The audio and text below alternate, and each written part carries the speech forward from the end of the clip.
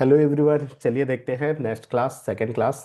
और आज की क्लास में हम लोग बात करेंगे, क्वेश्चन देखेंगे जो कि 11th चैप्टर से रिलेटेड है। मतलब ये जो हम लोग सिलेबस इसके पहले कवर किए हैं उससे रिलेटेड हम लोग क्वेश्चन को सॉल्व करेंगे।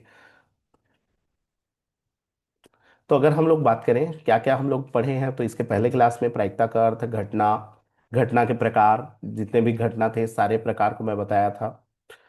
और घटना के प्रकार और योग का प्रमेय इससे रिलेटेड हम लोग किए थे, है ना। प्रतिदर्श समष्टि क्या होता है, घटना क्या होता है ना, उसको हम लोग देखे थे।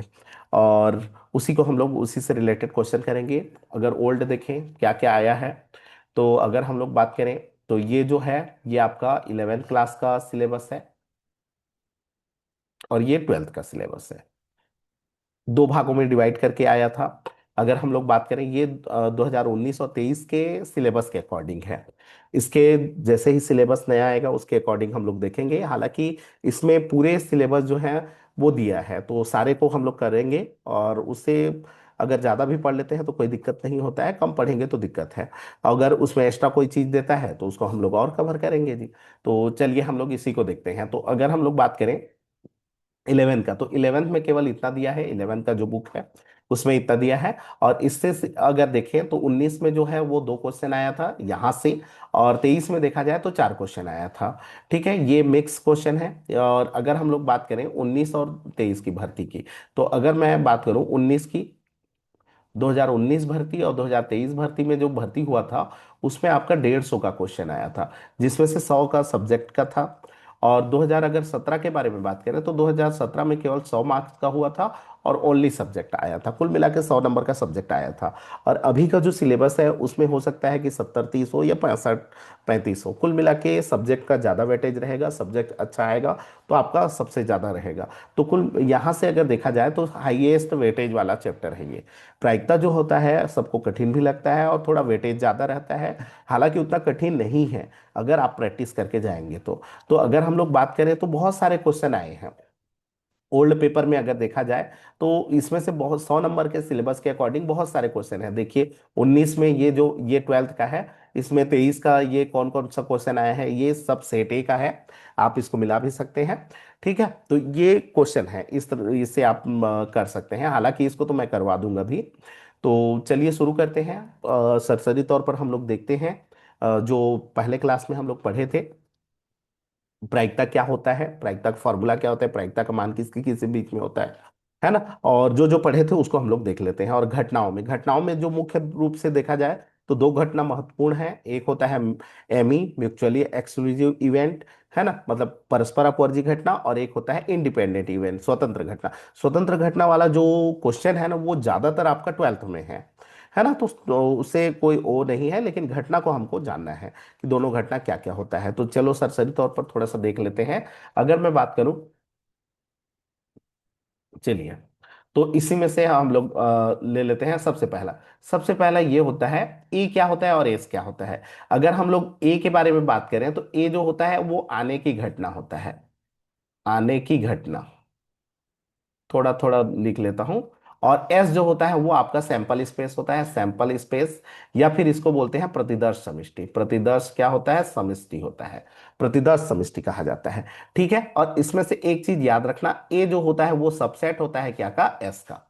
ठीक है, एस का सबसेट होता है, ए जो होता है E इसका क्या होता है, सबसेट होता है। एक चीज और मैं बता दूं, हम लोग किसी भी घटना को या सैंपल स्पेस को एक सेट से डिनोट करते हैं, लेकिन याद रखिएगा हर जगह सेट नहीं होता है। मतलब एक डिनोट करने का तरीका होता है, इस कारण से सेट के बहुत सारे फॉर्मूले इसके यूज होते हैं। जैसे सेट में आपका योग का प्रमेय होता है, वो आपका यूज हो जाता है।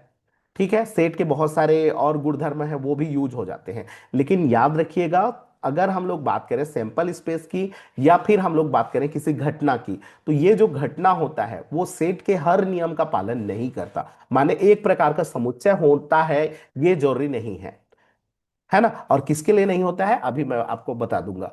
ठीक है, और दूसरा अगर हम लोग बात करें प्रायिकता का, तो प्रायिकता का फॉर्मूला क्या होता है, तो प्रायिकता पी ए इक्वल टू होता है N A by N S.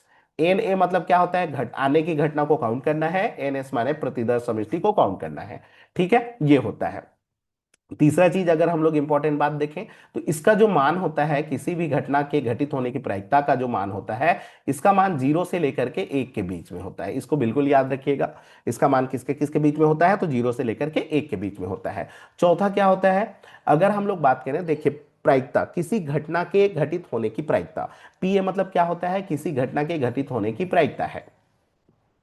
तो कभी कभार क्या होता है, हमारे पास ना पीए की जगह में उसका पूरक का जरूरत पड़ता है। मतलब क्या होता है, कभी हम लोग सीधा रास्ता से जाते हैं तो उसको नहीं पाते हैं, तो उसके लिए हम लोग ना अपोजिट रास्ता का यूज कर लेते हैं। जैसे अगर हम लोग बात करें, जैसे इसको अगर मैं बात करूं, तो हम लोग सैंपल स्पेस को किससे डिनोट करके, इसको एक वेन डायग्राम से भी डिनोट किया जाता है, वेन डायग्राम बनाया जाता है। तो जैसे अगर हम लोग बात करें, ये एक एस है, मतलब ये एक सैंपल स्पेस है या एक इनवर्स है, जो टोटल है, टोटल जो टोटल आउटकम होगा, किसी भी घटना का टोटल जो आउटकम होगा, टोटल आउटकम, उसको हम लोग सैंपल स्पेस बोलते हैं।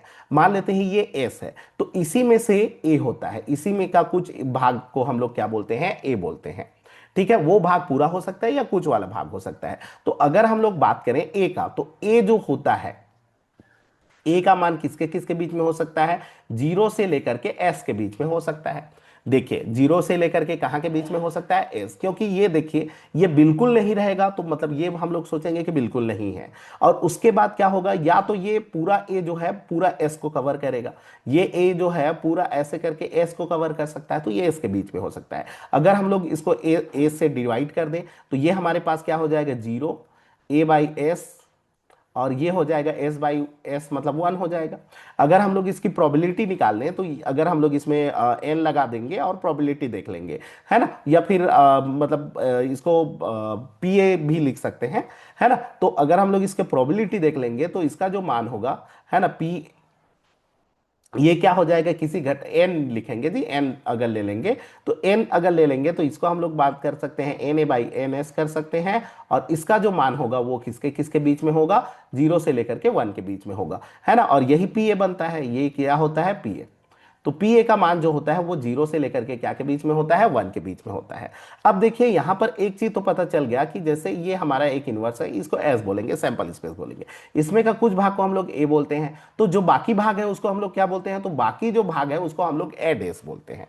जैसे ये बाकी भाग, ए वाला, ये इतना वाला पार्ट ए है, तो बाकी जो शेष बच गया उसको हम लोग क्या बोलते हैं, ए डेज बोलते हैं। तो कभी कभार क्या होता है कि हम लोग घटना के घटित होने की प्रायिकता ना निकाल करके घटना के ना घटित होने की प्रायिकता निकाल लेते हैं और फिर उसको सॉल्व करते हैं। तो यहां से हमारे पास ज्यादा आसानी से बन जाता है। तो यहां पर हमारे पास मान लेते हैं, क्योंकि हम लोगों को प्रायिकता जो होता है, एक्चुअल में प्रायिकता मतलब क्या है, इसको हम लोग ऐसे मान सकते हैं, एन ए माने एक घटना के घटित होने की संख्या, तो उसकी संख्या मान लेता हूं मैं एम है, और एन एस को मान लेता हूं टोटल एन है।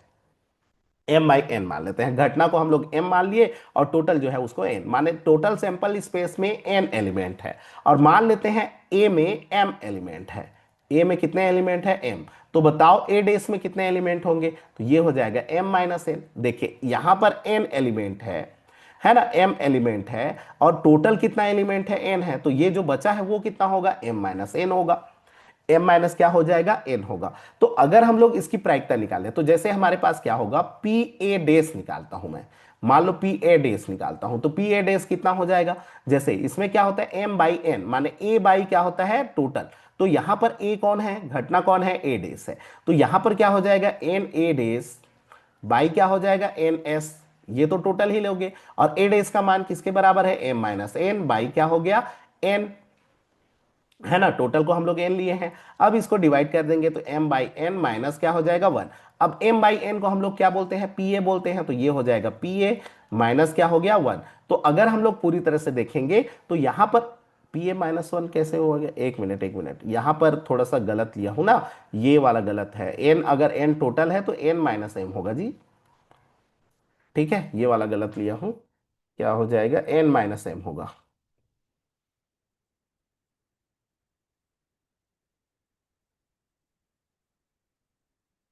ठीक है, यहां पर क्या हो जाएगा, एन माइनस एम होगा, बाई क्या हो जाएगा आपका, बाई क्या हो जाएगा, एन हो जाएगा, एन टोटल है, तो ये हो जाएगा 1 माइनस एम बाई एन होगा। और एम बाई एन को हम लोग क्या लिख सकते हैं, पी ए लिख सकते हैं। तो कुल मिला के हमारे पास एक फॉर्मूला बन गया, पी ए डेज का फॉर्मूला क्या होता है, तो ये फॉर्मूला बिल्कुल याद रखिएगा, और बनाने का तरीका यही है ना, मतलब सैंपल स्पेस से आपको देख करके बनाना होता है। तो ये इस तरह से, तो इस फॉर्मूला को भी याद रखिएगा। तो यहां पर हमारे पास फॉर्मूला क्या बन गया, हमारे पास फॉर्मूला बन गया P A dash equal to one minus P A, है ना, वन माइनस पी ए होता है। या फिर हम लोग इसको इस तरह से भी लिख लेते हैं, P A plus P A dash equal to one होता है। तो ये वाला को याद रखिएगा। अब इसमें से ए डेज को क्या बोलते हैं, तो ए क्या होता है, आने की घटना। तो ए डेज को क्या बोलते हैं, यहां पर याद रखिएगा, ए डेज को बोलते हैं ना आने की घटना, ना आने की घटना, ठीक है, या ना घटित होने की घटना, है ना, घटित होने की घटना या ना घटित होने की घटना। तो यहां पर अगर वो ना आए, मतलब जो बाकी है उसको ना आए बोलेंगे, अगर ये घटित होने वाला है तो बाकी जो आएगा वो ना घटित होने वाला आ जाएगा, तो ना घटित होने की घटना है। ठीक है, तो इस तरह से होता है, तो ये फॉर्मूला को आप याद रखिएगा। ठीक है, इसके बाद देखते हैं, इसके बाद है हमारे पास पांचवा फॉर्मूला। पांचवा आप इसको याद रखिएगा, अनुकूल और प्रतिकूल सहयोगानुपात। अनुकूल सहयोगानुपात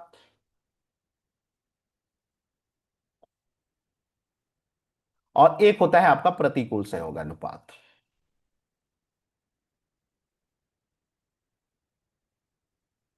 ठीक है, अनुकूल संयोगानुपात मान लो ए अनुपात बी दिया है, तो अनुकूल से हमारे पास जो बनता है वो पी ए होता है, इसको याद रखना है। और बनाने का तरीका क्या होता है, ए लेना है और नीचे में दोनों को जोड़ना है, ए धन बी करना है। उसी प्रकार से प्रतिकूल संयोगानुपात मान लो दिया है एक्स अनुपात वाई दिया है, कोई भी अनुपात के फॉर्म में है, तो वहां से हमें बनता है वो ए डेज बनता है, पी ए डेज बनता है, माने ना घटित होने की प्रायिकता बनता है। और उसका बनाने का तरीका क्या होता है, बनाने का तरीका सेम है, एक्स बटा एक्स धन वाई, माने इसको लेना है और नीचे में दोनों को जोड़ना है, फर्स्ट को लेना है और नीचे में दोनों को जोड़ना है। इन दोनों के बीच में संबंध क्या होता है, तो ये दोनों एक दूसरे के व्युत्क्रम है। अगर मैं बात करूं अनुकूल में, अनुकूल संयोगानुपात ए अनुपात बी है, तो अगर हम लोग इसी को बात करें प्रतिकूल, इसका क्या होगा, तो प्रतिकूल में बी अनुपात ए हो जाता है।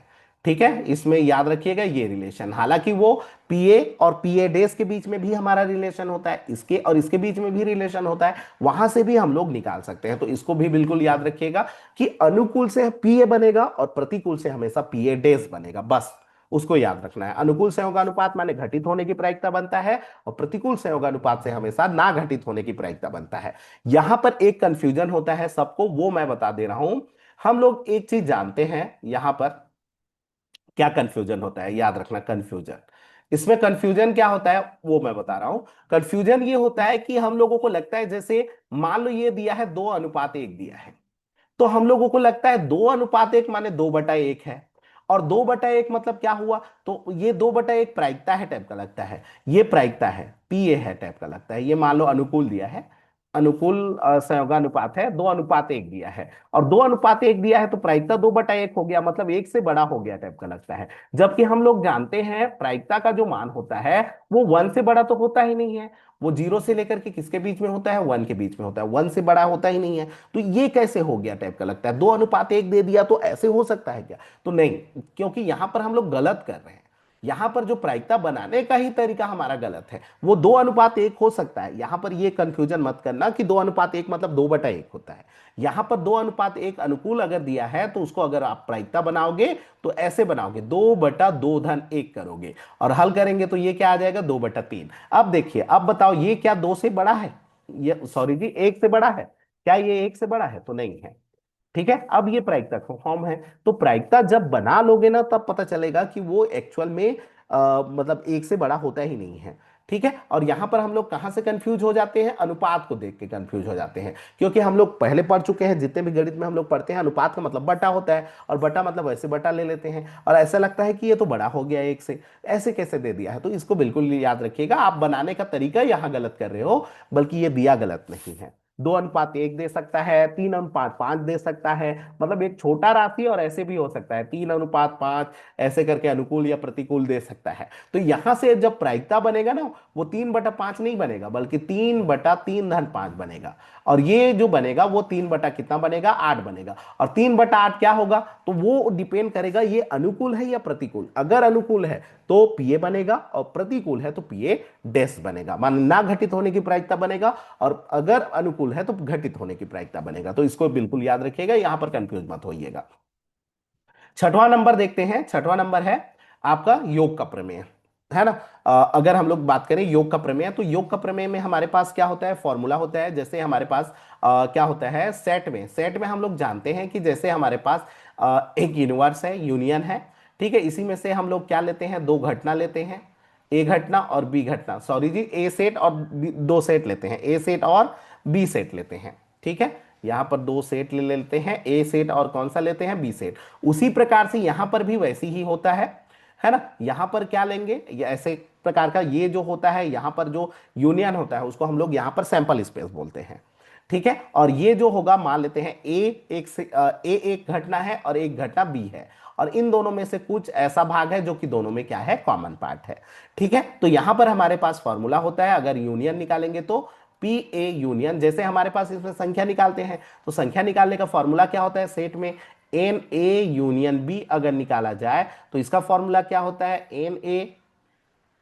सॉरी एन ए ना, प्लस एन बी में से एन ए इंटरसेक्शन बी को क्या करते हैं, सबट्रैक्ट करते हैं। तो अगर ये प्रायिकता का लिखना है तो सब में पी लिख देना है। तो कुल मिला के यहां पर क्या हो जाएगा, पी ए इंटरसेक्शन बी, है ना, या यूनियन बी निकालेंगे, यहां पर यूनियन लिख लेता हूं, यूनियन निकालेंगे तो ये क्या हो जाएगा, P A plus P B minus क्या हो जाएगा, पी ए इंटरसेक्शन बी होता है। इसको हम लोग देख चुके हैं, लेकिन बस हालांकि अन्य लोगों को कैसे भी याद कर सकते हो, याद करने का तरीका ये भी होता है। जैसे मैं तो ऐसे याद करता हूं, आप लोग कैसे करते हो वो अलग बात है। यूनियन को और अगर इंटरसेक्शन को सम करें तो उसका जो मान होता है एक एक प्रायिकताओं के योग के बराबर होता है, माने पी ए धन पी बी होता है। तो आप अलग अलग तरीके से याद कर सकते हैं। उसी प्रकार से तीन सेट के लिए भी होता है। अगर हम लोग बात करें, यहां पर तीन सेट है, ए बी सी तीन सेट है, तो तीन सेट के लिए भी हमारे पास प्रायिकता का फॉर्मूला होता है। और तीन सेट वाला चूंकि ज्यादा यूज नहीं होता है, तो फॉर्मूला को बस उसके पहले क्लास में मैं करवा दिया हूं, उसको नोट्स में है, आप उसको नोट कर लीजिएगा, ठीक है। हालांकि अगर लिखना चाहेंगे तो इस तरह से होता है। उसमें क्या होता है कि अगर हम लोग बात करें A union B union C, इसका मान जो होगा वो किसके बराबर होगा, तो A union B union C, है ना, इसका जो मान होता है प्लस दो दो का intersection, A intersection B plus A intersection C plus A B intersection C, equal to, माने क्या, तीनों का यूनियन और दो दो का इंटरसेक्शन, इक्वल टू क्या होता है, एक एक का लेना है, एक लेना है पी ए। याद करने का तरीका कुछ भी कर सकते हैं आप, हालांकि उस वेन डायग्राम से भी पता कर सकते हैं। प्लस क्या होता है, तीनों का intersection, A intersection B intersection क्या होता है, सी। यहां से भी तो इस तरह से भी आप फॉर्मूला याद कर सकते हैं, इसको सेवन फॉर्मूला लिख करके इसको भी कर लीजिएगा। तो कुल मिला के ये आपका इंपॉर्टेंट है, योग के प्रमेय से आपका क्वेश्चन बनता है, ठीक है। और यहां पर वर्डों को याद रखिएगा, यहां पर जो यूनियन होता है इसका कंजक्शन होता है या, अथवा, अंग्रेजी में क्या होता है, आर, ठीक है। और जो इंटरसेक्शन होता है इसका मतलब क्या होता है, हम लोग उसमें भी पढ़े हैं, और, तथा, दोनों, ठीक है। मतलब यहां पर क्या होगा, ए इंटरसेक्स ए यूनियन बी दिया है, इसका मतलब ए या बी घटना के घटित होने की प्रायिकता।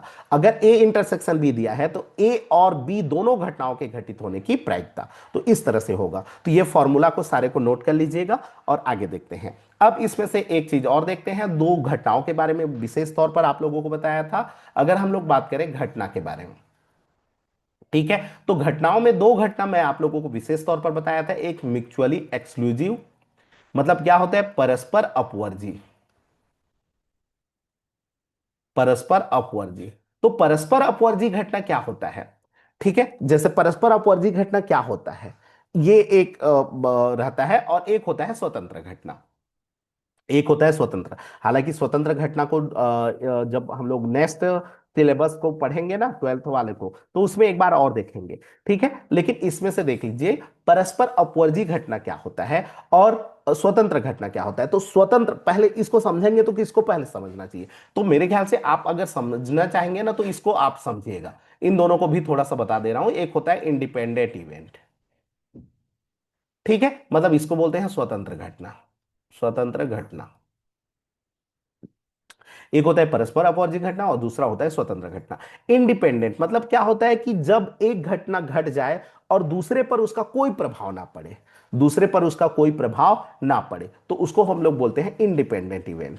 और इंडिपेंडेंट इवेंट का जो कंजक्शन होता है, बस इसमें से याद रखिएगा, इसका जो कंजक्शन होता है वो होता है आपका इन दोनों, मतलब ये दो घटनाओं के बीच में एक संबंध है एक प्रकार का। जैसे दो घटना है, और सबसे पहला तो ये याद रखिएगा, जो परस्पर अपवर्ती घटना होता है इसका एक वेन डायग्राम बना सकते हैं। इसका हम लोग क्या तैयार कर सकते हैं, वेन डायग्राम। लेकिन इसका वेन डायग्राम नहीं बनता। वेन डायग्राम अगर हम लोग बनाने की कोशिश करेंगे तो याद रखिएगा ये नहीं बनेगा, क्योंकि ये दो अलग अलग प्रकार के घटना होते हैं। मतलब वो हम लोग जो होता है, हालांकि एक ही सैंपल स्पेस सोचते हैं, लेकिन ऐसा नहीं होता। एक घटना के लिए अलग सैंपल स्पेस होता है, दूसरे घटना के लिए अलग सैंपल स्पेस होता है। हालांकि कई तौर पर यह भी हो सकता है कि वही सैंपल स्पेस का यूज किया जाए, लेकिन ध्यान रहे कि वो उस पूरे सैंपल स्पेस का यूज करते हैं। जरूरी नहीं है कि हमेशा ये वही सैंपल स्पेस दोनों घटनाओं के लिए होगा। कभी कभार ये भी होगा कि वो सैंपल स्पेस जो होगा वो दो अलग अलग घटनाओं के लिए हो सकता है ना। एक सिक्का एक पासा ऐसे भी हो सकता है, या फिर एक सिक्का को दो बार टॉस किए, है ना, तो वो जो इंडिपेंडेंट होगा, मतलब एक हेड आना टेल आना, है ना, रेस प्रश्न का हल करना, वो इंडिपेंडेंट होता है। मान लो एक व्यक्ति प्रश्न को हल कर लेता है तो क्या दूसरा व्यक्ति पर उसका प्रभाव पड़ता है। मतलब स्वतंत्र घटना का मतलब वही है कि पहला घटना घट जाए तो दूसरा पर उसका कोई प्रभाव ना पड़ना चाहिए। मतलब अगर ये, इसमें याद रखिएगा, इसको याद करने का तरीका होता है प्रभाव। प्रभाव ना पड़े, है ना, अगर प्रभाव ना पड़े, बस इतना याद रखिए। प्रभाव ना पड़े मतलब एक घटना घट जाए ना तो दूसरे घटना पर उसका प्रभाव नहीं पड़ना चाहिए। जैसे हमारे पास क्या है, एक सिक्का को उछाले, हेड आएगा, ठीक है, अब फिर उछाले, अब हेड आएगा या टेल आएगा, क्या वो दोनों डिपेंड कर रहे हैं, नहीं। क्योंकि पहले बार हेड आएगा या टेल आएगा कोई दिक्कत नहीं है, दूसरे बार उछालोगे तो भी हेड आएगा या टेल आएगा। क्या वो नहीं आ सकता, क्या नहीं, ऐसा तो हो नहीं सकता। जैसे एक चीज होता है, यहां से ज्यादा समझ में आता है कहां पर ऐसे होता है जहां पर वो उसका प्रभाव पड़ जाता है, वो होता है जैसे ताश की गड्डी। मान लो एक ताश की गड्डी है ना, उसमें से एक पत्ता खींच लिए, ठीक है। अब एक पत्ता जब हम लोग खींच लिए उसके बाद हम लोग उसको नहीं रखे, अब दूसरा पत्ता खींचे, तो क्या मतलब एक पत्ता खींचे, है ना, उसके बाद उसको नहीं रखे और दूसरा पत्ता खींचे, तो पहला पत्ता के इक्का होने के लिए हम लोग अगर घटना देखेंगे और दूसरे बार उसके इक्का होने के लिए घटना देखेंगे, तो वो डिपेंड करेगा पहले ताश पर। क्यों? क्योंकि आपने एक को खींच लिए हो, अभी तो केवल 51 पत्ता है ना, और 51 पत्ता है तो एक पत्ता तो कम हो गया, एक पत्ता कम हो गया तो हो सकता है वो निकला वाला इक्का हो, या हो सकता है कि इक्का ना भी हो। लेकिन क्या वो डिपेंड कर रहा है दूसरे पर, मतलब दूसरे को प्रभावित कर रहा है? तो बिल्कुल कर रहा है, क्योंकि दूसरा जो है उस पर डिपेंड कर रहा है। अभी सैंपल स्पेस 51 हो जाएगा, पहले कितना था, 52 पत्ता में एक को निकाले थे, दूसरे बार में 51 पत्ता में आप निकाल रहे, तो वो डिपेंड कर रहा है ना। तो इसको बोलते हैं डिपेंडेंट इवेंट, परतंत्र घटना। ठीक है, जिसको हम लोग 12th में अच्छे से करेंगे, तो इसको ध्यान दीजिएगा। स्वतंत्र घटना, स्वतंत्र घटनाओं में क्या क्या आता है, तो याद रखिएगा, आप एक सिक्का को उछालो, कितना बार भी उछालो, ये सारे स्वतंत्र घटना के अंतर्गत आते हैं। ठीक है, उसी प्रकार से एक पासा को फेंको, स्वतंत्र घटना है, कितना बार भी फेंको, क्योंकि एक बार फेंक दो तो क्या उसमें से एक को छुपा लिए या दो को छुपा लिए, क्या नहीं, वो तो एक भी आ सकता है, दो भी, कोई भी आ सकता है। मतलब उसका दूसरा फेंक में पहला फेंक से कोई रिलेशन नहीं होना चाहिए। मतलब अगर हम लोग पहला फेंक को एक घटना मान ले और दूसरा फेंक को भी एक घटना मान ले और दोनों घटनाओं के बीच में अगर रिलेशन देखें, तो दोनों के बीच में कोई, मतलब कि उसका डिपेंड नहीं करना चाहिए। पहला फेंकने से दूसरा पर प्रभाव नहीं पड़ना चाहिए, तो प्रभाव पड़ेगा क्या, नहीं। अगर हम लोग एक डाइस को पहले फेंकते हैं तो हो सकता है कि कोई भी एक अंक आएगा, दूसरा बार फेंकेंगे तो क्या वो अंक नहीं आएगा? ऐसा हो ही नहीं सकता, क्योंकि उसमें से कोई भी अंक तो गायब नहीं हुआ है ना। अगर कहीं गायब ना हुआ हो तो वो आपका स्वतंत्र घटना हो जाता है। तो यहां पर एक वर्ड याद रखना, गायब नहीं होना चाहिए, है ना, ये यहां पर क्या हो, गायब नहीं हो। जैसे ताश के पत्ता में एक पत्ता को रख लोगे तो एक को तो रख लिए ना, तो फिर आपका वो स्वतंत्र नहीं होगा। ठीक है, तो यहां पर ध्यान दीजिएगा। तो इसमें से क्या क्या एग्जांपल मैं दिया, जैसे कि आप ना क्वाइन टॉस करोगे, है ना, दूसरा डाइस को टॉस करोगे, तो ये सारे स्वतंत्र घटनाएं हैं। और स्वतंत्र घटनाओं का कंजक्शन कौन होता है, तो याद रखिएगा उसमें दोनों, मतलब यहां पर होता है दोनों घटनाओं के घटित होने के लिए निकालते हैं। और इसका जो मान होता है, इसका फॉर्मूला होता है P A into P B के बराबर होना चाहिए, है ना। अगर हम लोग देखेंगे तो P A into P B के बराबर होना चाहिए। और ये बिल्कुल आता है, जैसे मान लो देखिए, अगर मैं एक कॉइन को 2 बार टॉस किया, ठीक है, एक कॉइन को 2 बार टॉस किया, तो पहले बार में हेड आए और दूसरा बार में टेल आए, तो इसकी प्रायिकता मेरे को चाहिए। तो इसकी प्रायिकता अगर मेरे को निकालना है, तो एक तरीका यह है कि सोचो कि एक कॉइन को 2 बार टॉस करो या 2 कॉइन को एक साथ टॉस करो, दोनों एक ही है। यहां पर याद रखिएगा, यहां पर एक चीज हमेशा कंफ्यूजन होता है कि एक कॉइन को 2 बार टॉस करें या 2 कॉइन को एक ही बार टॉस करें, दोनों एक ही चीज है, ठीक है। मतलब सैंपल इसमें दोनों एक ही बनेगा। हालांकि यहां पर अगर आपका स्वतंत्र घटनाओं के रूप में होगा, तो उस समय ये बोलेगा कि 2 बार टास्क किए हो, पहले बार टास्क किए वो एक घटना है, दूसरा बार टास्क किए वो एक घटना है। मतलब यहां पर ये बोला है कि पहला टास्क में हेड आया, फिर दूसरा टास्क में टेल आया, इसकी प्रायिकता क्या होगी, तो क्या ये स्वतंत्र घटना होगा। तो अगर हम लोग निकालें, अगर मैं मान लो ये मैं पासा को मतलब क्वाइन को 2 बार टॉस कर रहा हूं, पहले टॉस में हेड आने की प्रायिकता निकालना है, तो पहले टॉस में हेड आने की प्रायिकता 1/2 होगा। दूसरे टॉस में दूसरा बार टॉस किया और टेल आने की प्रायिकता निकाल रहा हूं, तो ये भी 1/क्या होगा, 2 होगा। क्योंकि टोटल तो 2 बनेगा, टोटल सैंपल स्पेस 2, हेड या टेल, और टेल आने की प्रायिकता, तो टेल तो एक ही बार है तो 1/2 होगा। अगर मैं दोनों को एक साथ मान लूं, तो क्या ऐसे निकाल लूं, तो हेड और टेल एक साथ मान लो, सोचो दोनों को एक साथ लिए, तो दोनों को एक साथ लिए तो ये एक बन सकता है, एच एच बन सकता है, एस टी बन सकता है, टी एच बन सकता है, और टी टी बन सकता है। टोटल ये हो गए, तो टोटल सैंपल स्पेस कितना हो गया, 4। अब मेरे को एस टी आने की प्रायिकता निकालना है, हेड और टेल आने की प्रायिकता, तो इसका क्या हो जाएगा, 1/4 आया। और क्या 1/4, 1/2 इंटू 1/2 है। और 1/2 को हम लोग क्या लिख सकते हैं, पी एच लिख सकते हैं, और इस 1/2 को पी टी भी लिख सकते हैं। तो कहने का मतलब क्या हुआ कि अगर वो स्वतंत्र घटना है ना, और ये दोनों आने की प्रायिकता, तो इसको मल्टीप्लाई से डिनोट कहते हैं। यहां पर याद रखना, इसका मतलब दोनों का मतलब गुणा होता है ना। और गुणा को हम लोग ऐसे भी निकाल सकते हैं, पी एच और टी आने की घटना, तो इसको हम लोग पी एच टी भी लिख लेते हैं। और यहां पर देख लीजिए, ये देखिए यहां पर बिल्कुल उसका नियम का पालन करता है, और उस समय क्या होता है, दोनों के गुणनफल के बराबर होता है। ये होता है स्वतंत्र घटना। तो स्वतंत्र घटनाओं को बिल्कुल अच्छे से कीजिएगा, आपका दिमाग से हटना नहीं चाहिए। स्वतंत्र घटना क्या होता है, टास्क करना, कॉइन का टास्क करना, डाइस को टास्क करो, कितना भी बार टास्क करो, गायब नहीं हुआ ना, तो वो स्वतंत्र हो जाता है। तो ऐसे बहुत सारे क्वेश्चन आएंगे जहां पर आपको दोनों में ना कंपेयर करना होगा, तो वहां पर स्वतंत्र क्या चीज है उसको देख लीजिएगा। अब इसके बाद आता है परस्पर अपवर्जी घटना। इसमें इस ये आपका 11th का टॉपिक है। परस्पर अपवर्जी घटना क्या होता है, तो परस्पर अपवर्जी घटना यह है कि अगर एक घटना, मतलब ये भी दो घटनाओं के बीच में संबंध है, लेकिन अगर ये क्या है कि अगर एक घटना घटित हो, तो दूसरा बिल्कुल ना घटे, उसी समय दूसरा ना घटे। माने एक घटना घटित होता है तो दूसरे घटना के घटित होने की जो प्रायिकता है वो समाप्त हो जाए, है ना। मतलब दूसरे घटना के घटित होने की प्रायिकता समाप्त हो जाए, एक घटना घटने पर दूसरा घटना घटित होने की प्रायिकता समाप्त हो जाए।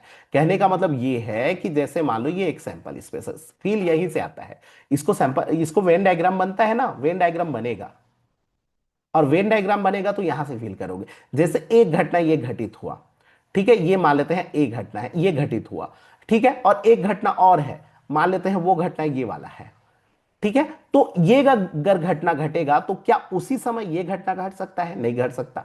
जैसे मैं बोला, एक घटना में हमारे पास 1 2 3 है, और बी घटना में मान लेते हैं 4 5 6 है, मान लेते हैं कोई सैंपल स्पेस है ना, उसमें और सारे हैं सैंपल स्पेस में, बहुत सारे 1 से लेकर के 10 तक नंबर है।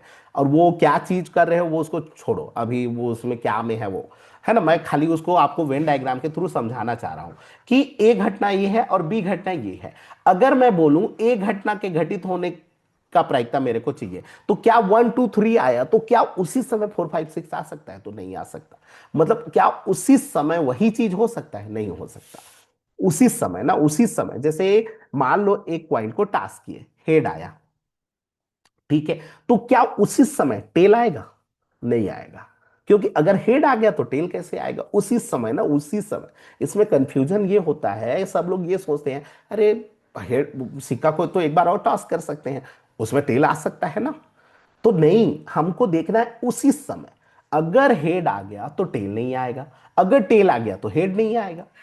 तो अगर एक आ गया तो दूसरा उसी समय नहीं आया। ठीक है, लेकिन एक तरीका ये भी तो हो सकता है, मान लो ये हुआ, जैसे वो हेड और टेल के बारे में छोड़ो, जैसे ये वाला संख्या बोला, अगर 1 2 3 आया तो 4 5 6 आएगा क्या? मान लेते हैं घटना को 1 2 3 माना हो और बी घटना को 4 5 6 माना हो, तो नहीं आएगा। लेकिन अगर मान लेते हैं ऐसे हुआ, तो ए घटना मान लो 1 2 3 आया और बी घटना हमारे पास है 3 4 5 है। ठीक है, तो क्या एक घटना हुआ और उसमें से एक कॉमन एक आ गया, तो उसमें से कोई एक चीज आ गया, मतलब बी घटना भी इंक्लूड हो गया। बी घटना जो है वो भी उसमें क्या हो गया, इंक्लूड हुआ। तो उस समय वो नहीं होगा स्वतंत्र घटना, सॉरी जी, परस्पर अपवर्जी घटना नहीं होगा। परस्पर अपवर्जी घटना में दूसरा घटना का कोई भी चीज पहले घटना में इंक्लूड नहीं होना चाहिए।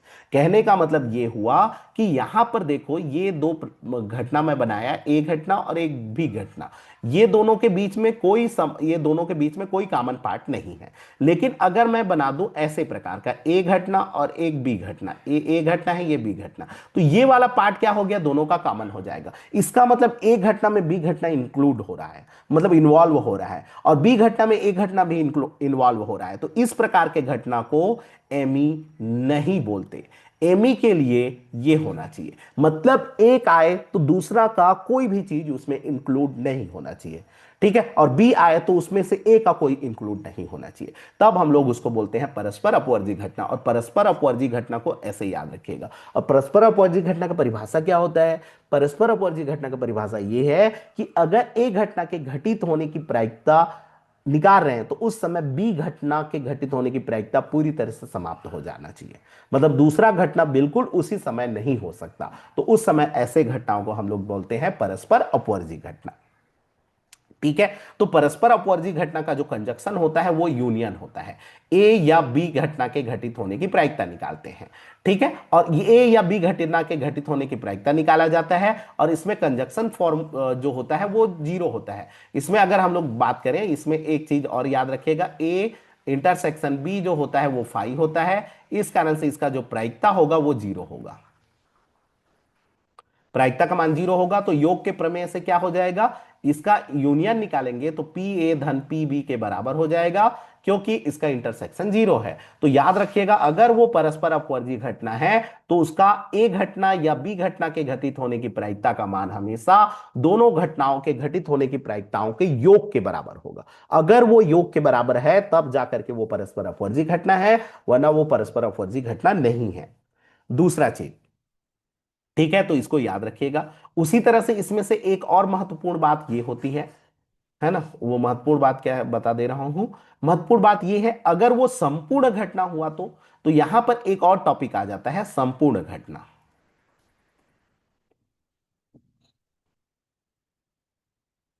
संपूर्ण घटना क्या होता है, जैसे ए घटना, बी घटना, सी घटना, ये सब मिल करके अगर एस का निर्माण कर दे, सैंपल स्पेस के बराबर हो जाए, तो उसको हम लोग संपूर्ण घटना बोलते हैं। ठीक है, तो संपूर्ण घटना जो होता है वो दो प्रकार के हो सकता है, जैसे फीलिंग के तौर पर देखेंगे। मान लेते हैं ये घटना ए है, ये बी है, ये सी है। ठीक है, तो ये संपूर्ण घटना है। देखिए ये टोटल सैंपल स्पेस है, तो सब मिलकर के सैंपल स्पेस बनना चाहिए। उसी प्रकार से ऐसे भी हो सकता है। ठीक है, ये ए है, ये वाला पार्ट यहां से यहां तक बी है, और ये वाला पार्ट जो है मान लेते हैं ये जो बचा है वो सी है, माने बी प्लाट इसमें इंक्लूड भी हो गया है। ठीक है, तो ऐसे भी हो सकता है, अगर कोई इंक्लूड हो जाएगा तो भी हो सकता है। ठीक है, ये होता है संपूर्ण घटना। ठीक है, तो संपूर्ण घटना में एक चीज हम लोग बोल सकते हैं, परस्पर और अपवर्जी घटना इंक्लूड होता है। जैसे यहां पर इसको हम लोग एमी बोल सकते हैं। एमी इसलिए बोल सकते हैं क्योंकि कोई भी एक दूसरे से इंक्लूडेड नहीं है, कोई भी एक दूसरे से इंक्लूडेड नहीं है, इस कारण से ये एमी है। ये एमी है क्या? नहीं है, ये एमी नहीं है, ये परस्पर अपवर्जी नहीं है, क्योंकि ये देखिए बी का कोई पार्ट इंक्लूड है इसमें, तो ऐसे इंक्लूड नहीं होना चाहिए। तो संपूर्ण घटना में क्या होता है, संपूर्ण घटना में जो सबका यूनियन होता है वो एस के बराबर होता है। अगर वो एस के बराबर होता है तो यहां पर अगर मैं पी लिखूं, अगर मैं इसका P लिखना चाहूं तो ये क्या हो जाएगा, P A union B union C. अगर निकालना चाहूं तो यहां पर पी एस बनेगा, और याद रखना पी एस का हमेशा प्रायिकता 1 होता है। माने अगर मेरे को सैंपल स्पेस का प्रायिकता निकालना है तो वो 1 होगा हमेशा। यहां पर इसको भी याद रखिएगा, सैंपल स्पेस का प्रायिकता हमेशा क्या होता है, वन। माने अगर आप सैंपल स्पेस का प्रायिकता निकालोगे तो वो हमेशा किसके इक्वल हो जाएगा, वन। तो यहां पर ये आ गया कि अगर हमारे पास वो संपूर्ण घटना हुआ, ठीक है, अगर ए और बी जो है वो अपवर्जी है प्लस संपूर्ण है, तो उस कंडीशन में इसका जो मान होगा वो किसके बराबर होगा, एक के। तो याद रखना संपूर्ण घटना में क्या होता है, सभी का यूनियन का जो प्रायिकता होता है ना, या ए घटना बी घटना है। एक मिनट।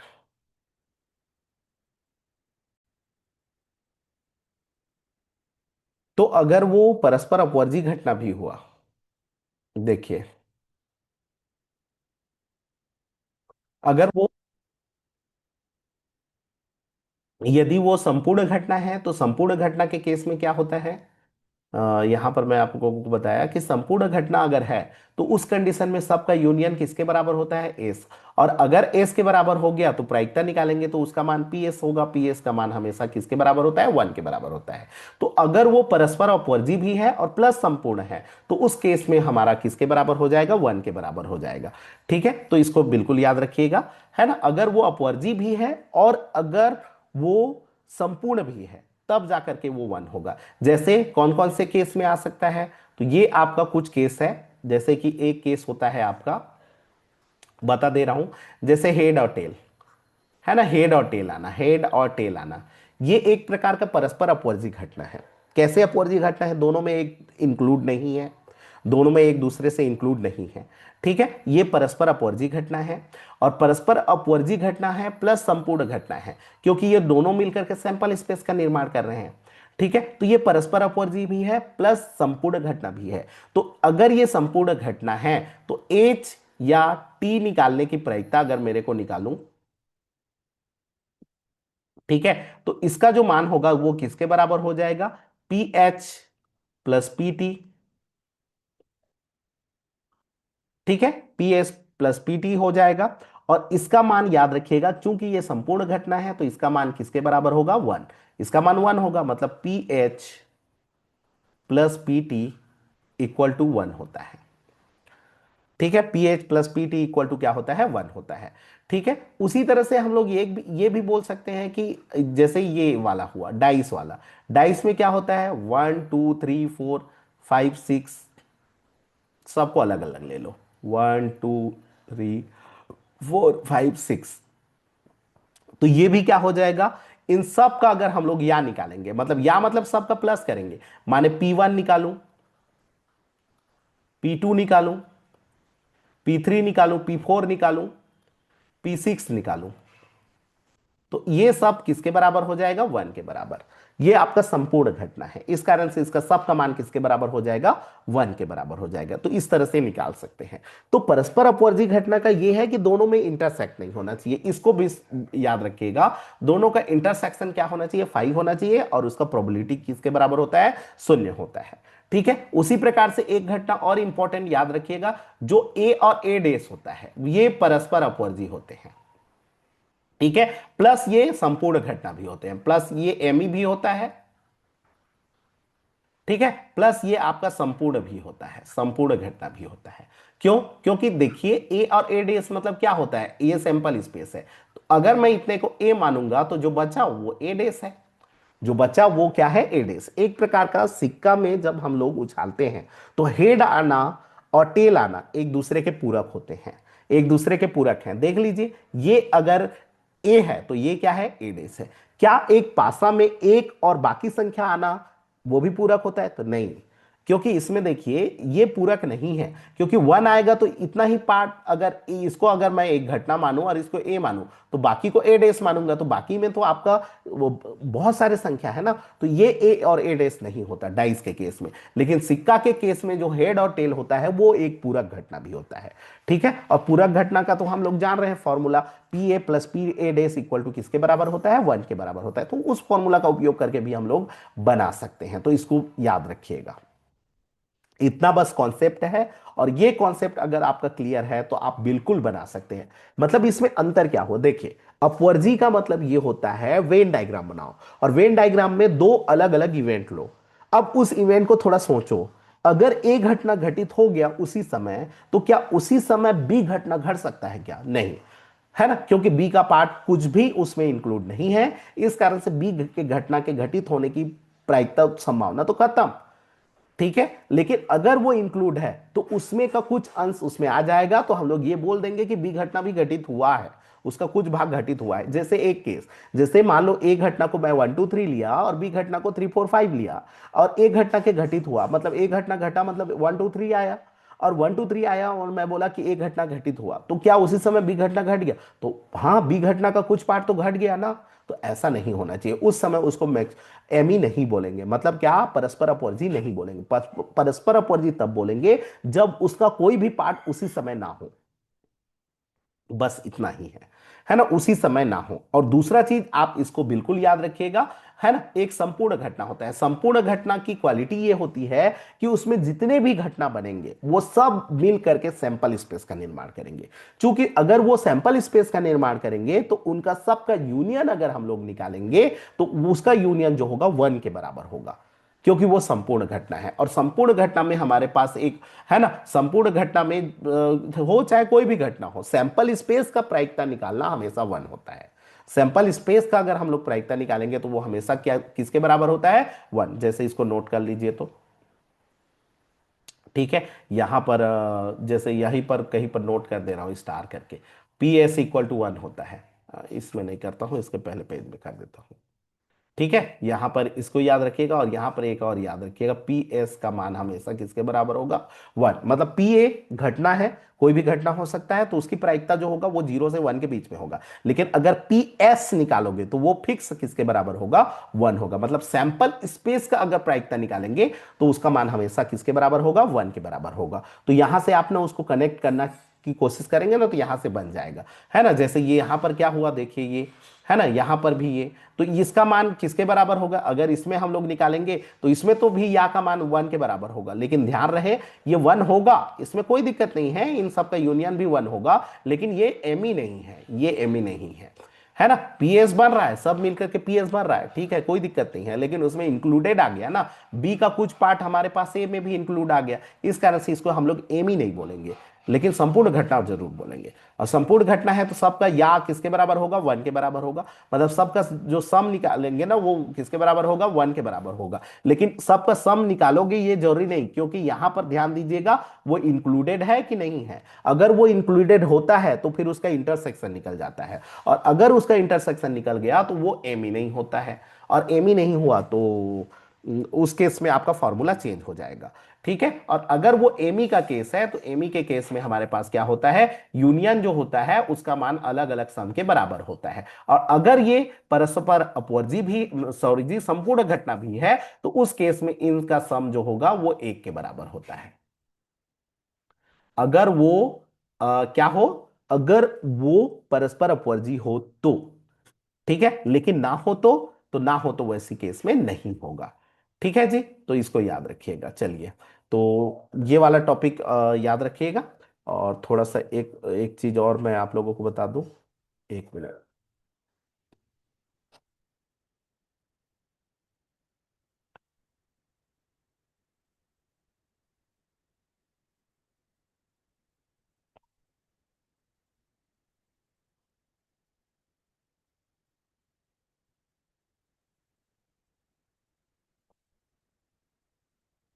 थोड़ा सा और देख लेते हैं। ठीक है, एक पेज और ले लेता हूँ, इसमें कुछ और टॉपिक को कर लेते हैं ताकि पूरी तरह से आपको पता हो। उसके बाद अगर ये वीडियो को भी देखोगे ना, पहले को नहीं देखोगे तो भी आपका पता चल जाए।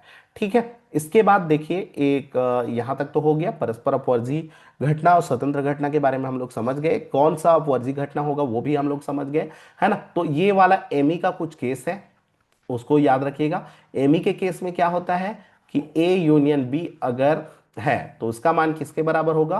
P A plus P B. बिल्कुल इसको याद रखिएगा, क्योंकि ये वाला इंपॉर्टेंट टॉपिक है, यहां से हो सकता है क्वेश्चन आपका आ जाए। P A plus P B होगा, और ये एमी भी हो प्लस संपूर्ण हो, ठीक है, है ना, प्लस वो क्या हो? संपूर्ण घटना हो। तो अगर वो संपूर्ण घटना भी है तो उस केस में हमारे पास क्या होगा? इसका जो यूनियन होगा ये तो हमको पीएस देगा, और पीएस का मान क्या होगा? 1। चूंकि ये एम ही है, इस कारण से हम लोग इसको पी ए प्लस पी भी लिख सकते हैं। तो P A plus P B equal to क्या हो जाता है, 1 हो जाता है। तो यहां पर याद रखिएगा 1 तब होगा जब वो संपूर्ण घटना होगा। और संपूर्ण घटना का केस याद रखिएगा, सिक्का, सिक्का संपूर्ण घटना होता है। अगर दो घटना एक दूसरे के पूरक है तो भी संपूर्ण घटना होता है ना। ए और ए डे संपूर्ण होता है। तो इसमें से याद रखिएगा हेड टेल आपका एस निर्माण करते हैं, है ना। अगर हम लोग सब 1 2 3 4 5 6 सबको ले लेंगे तो एस निर्माण करते हैं। ठीक है, तो 1 2 3 4 5 6 ले लेंगे तो सब मिलकर के क्या का निर्माण करते हैं, एस का। लेकिन सब होना चाहिए ना, उसमें से ऐसा नहीं कि दो तीन घटना दे दिया। मतलब इसमें कितने घटना हुए, 6 घटना, 6 प्रकार का घटना होगा, A B C D E F, ये इतने घटना, तो ये संपूर्ण घटना होगा। तो उस केस में इन सब का सम जो होगा वो 1 के बराबर होगा।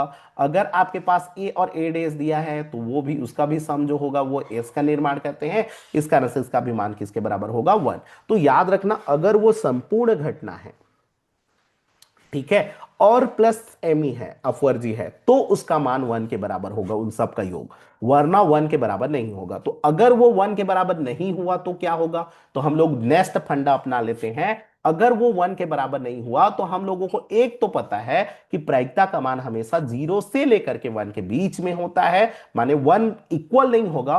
तो उस केस में हमारे पास ये वाला केस क्या बनेगा, तो इस केस को याद रखिएगा। इस समय यूनियन का जो मान होगा वो किसके किसके बीच में होगा, जैसे किसी भी प्रायिकता का होता है, 0 से किसके बीच में, 1 के बीच में। अगर मान लो यहां पर कोई भी प्रायिकता हो, प्रायिकता का मतलब ये जरूरी थोड़ी है कि उसमें यूनियन है कि इंटरसेक्शन है कि क्या है, किसी भी प्रायिकता का मान, चाहे चाहे वो कोई भी घटना हो, मान लो सी एक घटना है, उसकी प्रायिकता निकालो तो भी उसका मान 0 से 1 के बीच में होगा।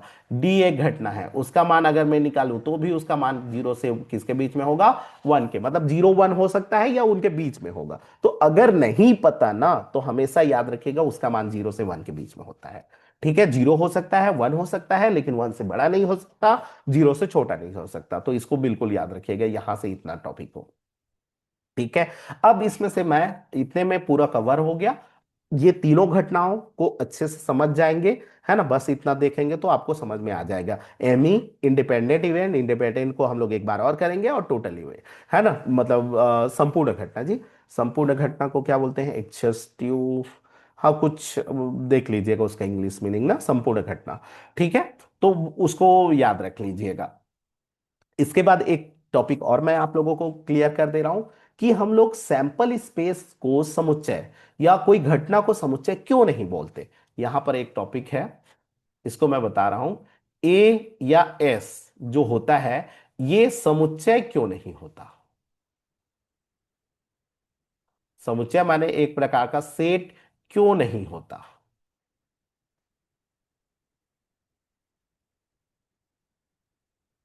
जबकि सेट के सारे नियम, बहुत सारे नियमों को फॉलन करता है, और हम लोग बोलते हैं कि सेट से दर्शाते भी हैं टाइप का।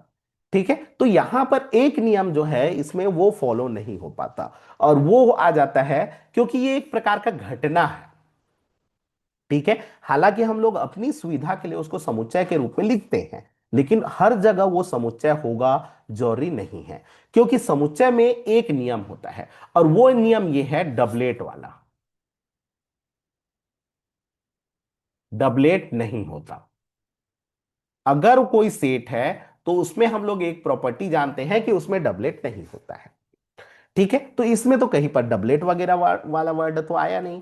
डबलेट है वो वाला तो कहीं पर आया नहीं। जैसे सिक्का लोगे तो हेड टेल ले लेते हैं, पासा लेंगे तो 1 2 3 4 5 6 ले लेते हैं। तो सैंपल स्पेस देखा जाए तो कोई नंबर डबलेट नहीं है। ताश लेंगे तो सब अलग अलग पत्ता होता है, बॉल लेंगे तो सब अलग अलग बॉल होगा। डबलेट डबलेट वाले वर्ड तो नहीं आएंगे। सेम डबलेट वाले होंगे क्या, सेम सेम होगा क्या। ठीक है, तो यहां पर वही चीज यहीं पर उसी को समझने वाली है। जैसे हम लोग बॉल लेते हैं तो बॉल लेते हैं तो रेड रेड रेड तो होता है ना। तो उसमें से हम लोग तो अगर उसको हम लोग सेट माने, मान लो मैं बॉल एक बॉक्स लिया और इसमें ना 5 रेड बॉल है, 2 ब्लू बॉल है, या ब्लैक बॉल है। ठीक है, तो चलो बताओ सैंपल स्पेस क्या होगा। तो नंबर ऑफ सैंपल स्पेस हम लोग 7 लेते हैं, जबकि एक्चुअल में अगर इसको सेट मार रहे हो तो रेड बॉल मतलब सेम सेम रेड बॉल है, एक जैसे दिखने वाले रेड बॉल है। ठीक है, तब रेड बॉल है ना। तो रेड बॉल है तो वो तो सेम है, तो इसका मतलब ये हुआ कि उसमें दो ही प्रकार है, तो दो लेना चाहिए अगर सेट के फॉर्म में लिखोगे। तो ये केवल एक रिप्रेजेंटेशन होता है, ना कि सेट है। यहां पर ध्यान दीजिएगा, यहां पर सेट के हर नियम का पालन नहीं करेगा, केवल उससे दर्शाते हैं उसको। ठीक है, जैसे मैं बोला, यहां पर दो चीज हम लोगों को स्पेशल देखने को मिलता है। एक टॉपिक है, वो है स्पेशल सिक्का, है ना। एक टॉपिक याद रखिएगा, वो है स्पेशल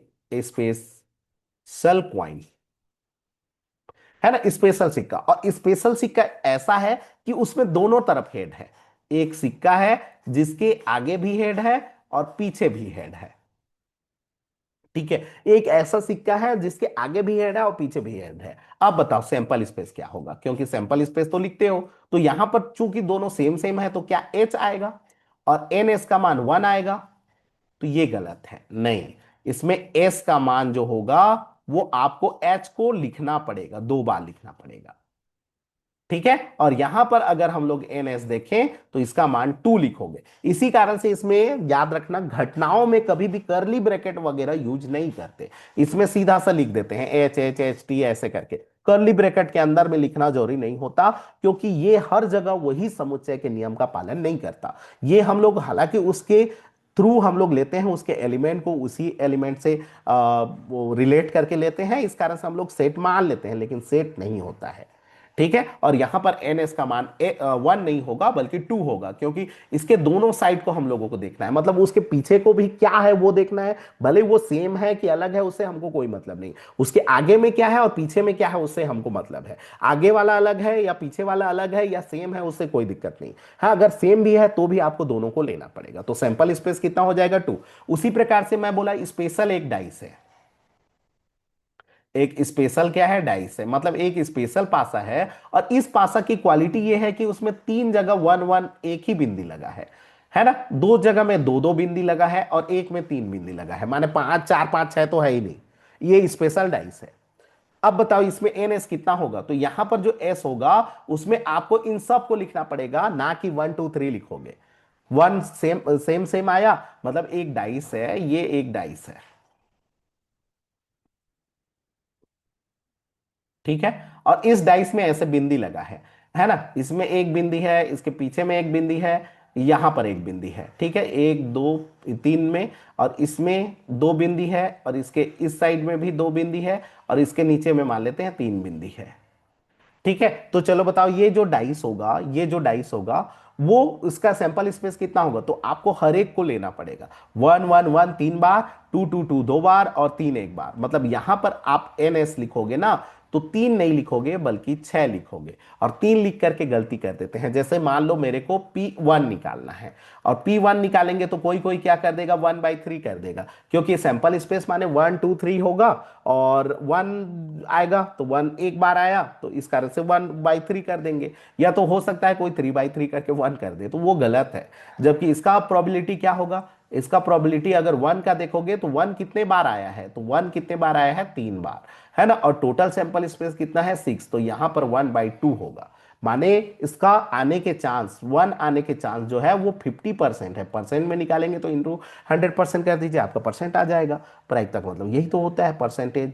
ठीक है, तो ये, तो यहां पर एक चीज और क्लियर कर लीजिए कि हर जगह सैंपल स्पेस नहीं है।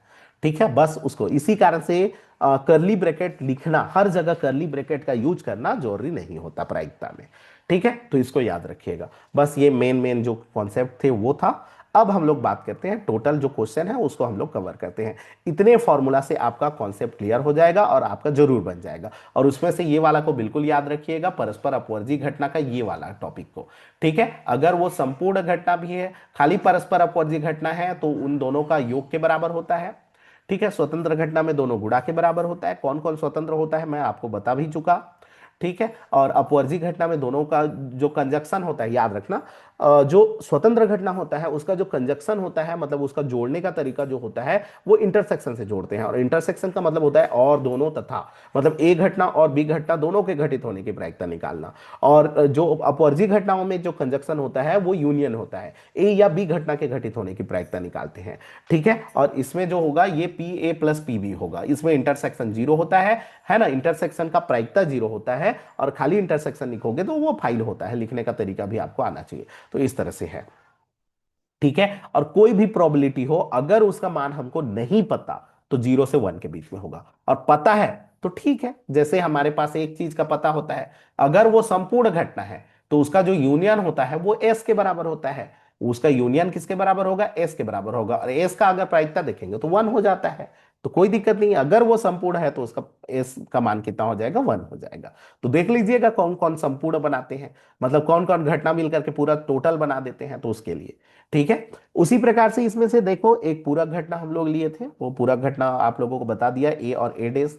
ए डेज को हम लोग पूरा घटना बोलते हैं, पूरा घटना मतलब ना घटित होने की प्रायिकता। और इसका जरूरत ये इसलिए पड़ता है क्योंकि हम लोगों को कहीं बहुत प्रश्न ऐसे होते हैं जहां पर हम लोगों को सीधे रास्ते से जाते हैं तो बहुत लंबा पड़ता है, तो उसको हम लोग पीछे के रास्ते से जाते हैं और उल्टा बना करके उसका आंसर को ले आते हैं। मतलब क्या, एक सैंपल स्पेस में, मान लो ये एक सैंपल स्पेस है और इसमें से मेरे को ए है एक घटना और एक बाकी जो घटना है वो ए डेस है, तो क्या मैं ए डेस को निकाल करके ए निकाल सकता हूं? तो बिल्कुल निकाल सकते हैं, क्योंकि ए और ए डेस के बीच में रिलेशन होता है। तो बहुत सारे घटनाओं में क्या होता है, हम लोग ए डेस को पहले पकड़ते हैं, उसको निकालते हैं और उसके थ्रू हम लोग ए निकाल लेते हैं। तो ऐसे बहुत केस आते हैं।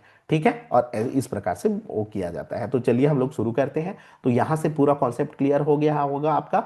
और चलिए हम लोग क्वेश्चन को करते हैं, बहुत सारे क्वेश्चन है, जल्दी जल्दी करेंगे, है ना, आपको बनाना है। और ये सारे क्वेश्चन छोटे छोटे हैं और आराम से बना सकते हैं। जैसे देखिए यहाँ पर सैंपल स्पेस सब के बारे में बता दिया था आप लोगों को इसके पहले क्लास में, आप लोग देख लीजिएगा। जैसे 3 सिक्के को एक बार उछाला जाता है, या एक सिक्के को 3 बार उछाला जाता है, दोनों सेम है, कोई दिक्कत नहीं है। यहाँ पर घटनाओं को अलग से मत देखना कि ये अपवर्जी है, ये है, वो है, ऐसे नहीं वो करना है। आप देखिए सब अब सीख गए ना, तो आप बना सकते हैं, स्वतंत्र है करके आप बना सकते हैं। जैसे यहाँ पर बोला है, यहाँ पर देखिए, आप अगर ना एमसीक्यू, मतलब एमसीक्यू के तौर पर इसको बनाएंगे या परीक्षा में बनाएंगे तो दोनों को अलग अलग बनाना पड़ेगा। मतलब 11वीं के तौर पर बनाएंगे ना तो आप अलग लिखेंगे, और उसी को आप ना 11वीं 12वीं दोनों समझ गए हैं बोल के बनाएंगे ना तो आप स्वतंत्र बना सकते हैं। जैसे 3 सिक्के को एक बार उछाला जाता है ना, तो 3 चीज प्रकट होने की प्रायिकता, मतलब मेरे को पी एच एच एच निकालना है। तो यहां पर सिंपल सा है, देखिए अगर अगर आपको पता है कि सिक्का स्वतंत्र घटना है तो आपको पता है पी एच कितना होता है? 1/2। तो ये हो जाएगा 1/2 1/2 1/2, तो कितना आ गया? 1/8। तो यहां पर क्या हो जाएगा? तीन तीन चीज प्रकट होने की प्रायिकता 1/8 हो जाएगा। ठीक है, उसी को कोई एक कैसा करता, जो व्यक्ति अगर इसको नहीं समझा है कि ये स्वतंत्र घटना है कि नहीं है, अगर ये स्वतंत्र घटना नहीं है बोल के समझा है, और स्वतंत्र घटनाओं में ना गुणा करते हैं, याद रखिएगा स्वतंत्र घटनाओं में क्या होता है? गुणा किया जाता है। ठीक है, मतलब 3 चीज प्रकट होना का मतलब क्या होता है? हिंदी मीनिंग क्या होगा? पहला चीज और दूसरा चीज और तीसरा चीज, मतलब तीनों और में आ गया। और कंजक्शन माने गुणा, गुणा तीनों का, तो एक साथ निकाल सकते हैं इस प्रकार से। उसी प्रकार से 2 चीज प्रकट हो, तो 2 चीज प्रकट हो तो क्या होगा? या तो एच आएगा और टी आएगा, sorry sorry, H H T आएगा, 2 चीज आया। या एक केस ऐसा भी हो सकता है कि वो टी एच एच आए, इसी को आगे पीछे करते हैं। या तो हो सकता है कि वो एच टी एच आए। माने इसको तरीका क्या होता है, मैं आप लोगों को बताया था, जो अलग है उसको ऐसे बढ़ाते जाना है। माने टी को यहां ले आओ, एच यहां चला जाएगा, ये वाला को लिख लो, फिर टी यहां आ जाएगा, ये वाला केस आ जाएगा। ठीक है, और इसका प्रोबेबिलिटी निकालना है तो क्या हो जाएगा? तो इसका देखिए 1/2 1/2 1/2, तो ये क्या आ गया? 1/8, ये आ गया 1/8, ये आ गया 1/8। ऐसे निकाल भी सकते हो, तो 3/8 अगर कॉन्सेप्ट पूरा है तो। और नहीं तो एक तरीका वो होता है कि हम लोग यहां पर एस और एम मानेंगे। एक तरीका ये है, ए और एस। एस माने क्या? एस में चूंकि ये तीन सिक्का है, तो 3 सिक्का है, तो कितना बनता है? 8 बनता है। एनएस कितना बनता है? 8 बनता है। अब इसमें से एक घटना 2 चीत लिए, कम से मतलब केवल 2 चीत लिए, है ना, माने 2 हेड लोगे तो 2 हेड क्या क्या बनेगा? एच एच टी बनेगा।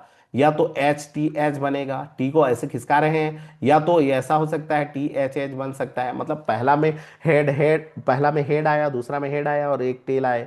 या तो ये हो सकता है कि पहला सिक्का में हेड आया, दूसरा में टेल आया, तीसरा में हेड आया। या तो ये हो सकता है कि पहला सिक्का में टेल आया, बाकी में हेड हेड आया। तो इस तरह से, तो यहां पर ए नहीं करेंगे तो यहां पर हमारे पास क्या आएगा, 3। तो देखिए इतना सारा लिखना पड़ रहा है, लेकिन अगर आपको ये सब पता चल जाए ना कि ये सारे स्वतंत्र से भी बना सकते हो, तो ऐसे बना सकते हो पटाख से। ठीक है, और कोशिश कीजिए ऐसे बनाओ, चूंकि कॉन्सेप्ट क्लियर है, अब ऐसे बनाओ। ठीक है, न्यूनतम दो चीज प्रकट हो, माने न्यूनतम दो चीज प्रकट होना चाहिए, है ना। यहां पर वर्डों को ध्यान दीजिएगा, वर्ड मेन है। यहां पर कौन कौन से वर्ड मेन है, या और का मतलब गुड़ा। ठीक है, और का मतलब क्या, गुड़ा। और या का मतलब होता है धन, बीच में क्या लगाना है, धन। और का मतलब गुड़ा लगाना है। ठीक है, जैसे यहां पर एच एच के बीच में गुड़ा है ना, ये सारे गुड़ा है, तो हालांकि एच एच टी ऐसे लिख देते हैं। न्यूनतम दो चित हो, न्यूनतम माने, है ना, न्यूनतम, न्यूनतम कितने होने चाहिए, दो, माने उससे कम नहीं होने चाहिए। न्यूनतम का मतलब यही होता है। यहां पर दो वर्ड होता है और इन दोनों वर्डों को आपको बिल्कुल अच्छे से समझना है। एक होता है न्यूनतम, ठीक है, इसी को हम लोग एक और बोलते हैं कम से कम। कम से कम या न्यूनतम वही वर्ड है। ठीक है, कम से कम का मतलब उससे कम नहीं होना चाहिए, न्यूनतम का मतलब उससे कम नहीं होना चाहिए। इन दोनों का मीनिंग होता है उससे कम नहीं, है ना। अधिक में कितना भी ले सकते हैं, और अधिक में उससे अधिक हो सकता है, अधिक हो सकता है, और वो अधिक कितना भी हो सकता है, चाहे वो टोटल क्यों हो। ठीक है, और एक होता है अधिकतम। इसको मैं आपको फीलिंग भी करवा दूंगा, अधिकतम, या फिर इसका मतलब होता है अधिक से अधिक, अधिक। इसका मतलब उससे अधिक नहीं होना चाहिए,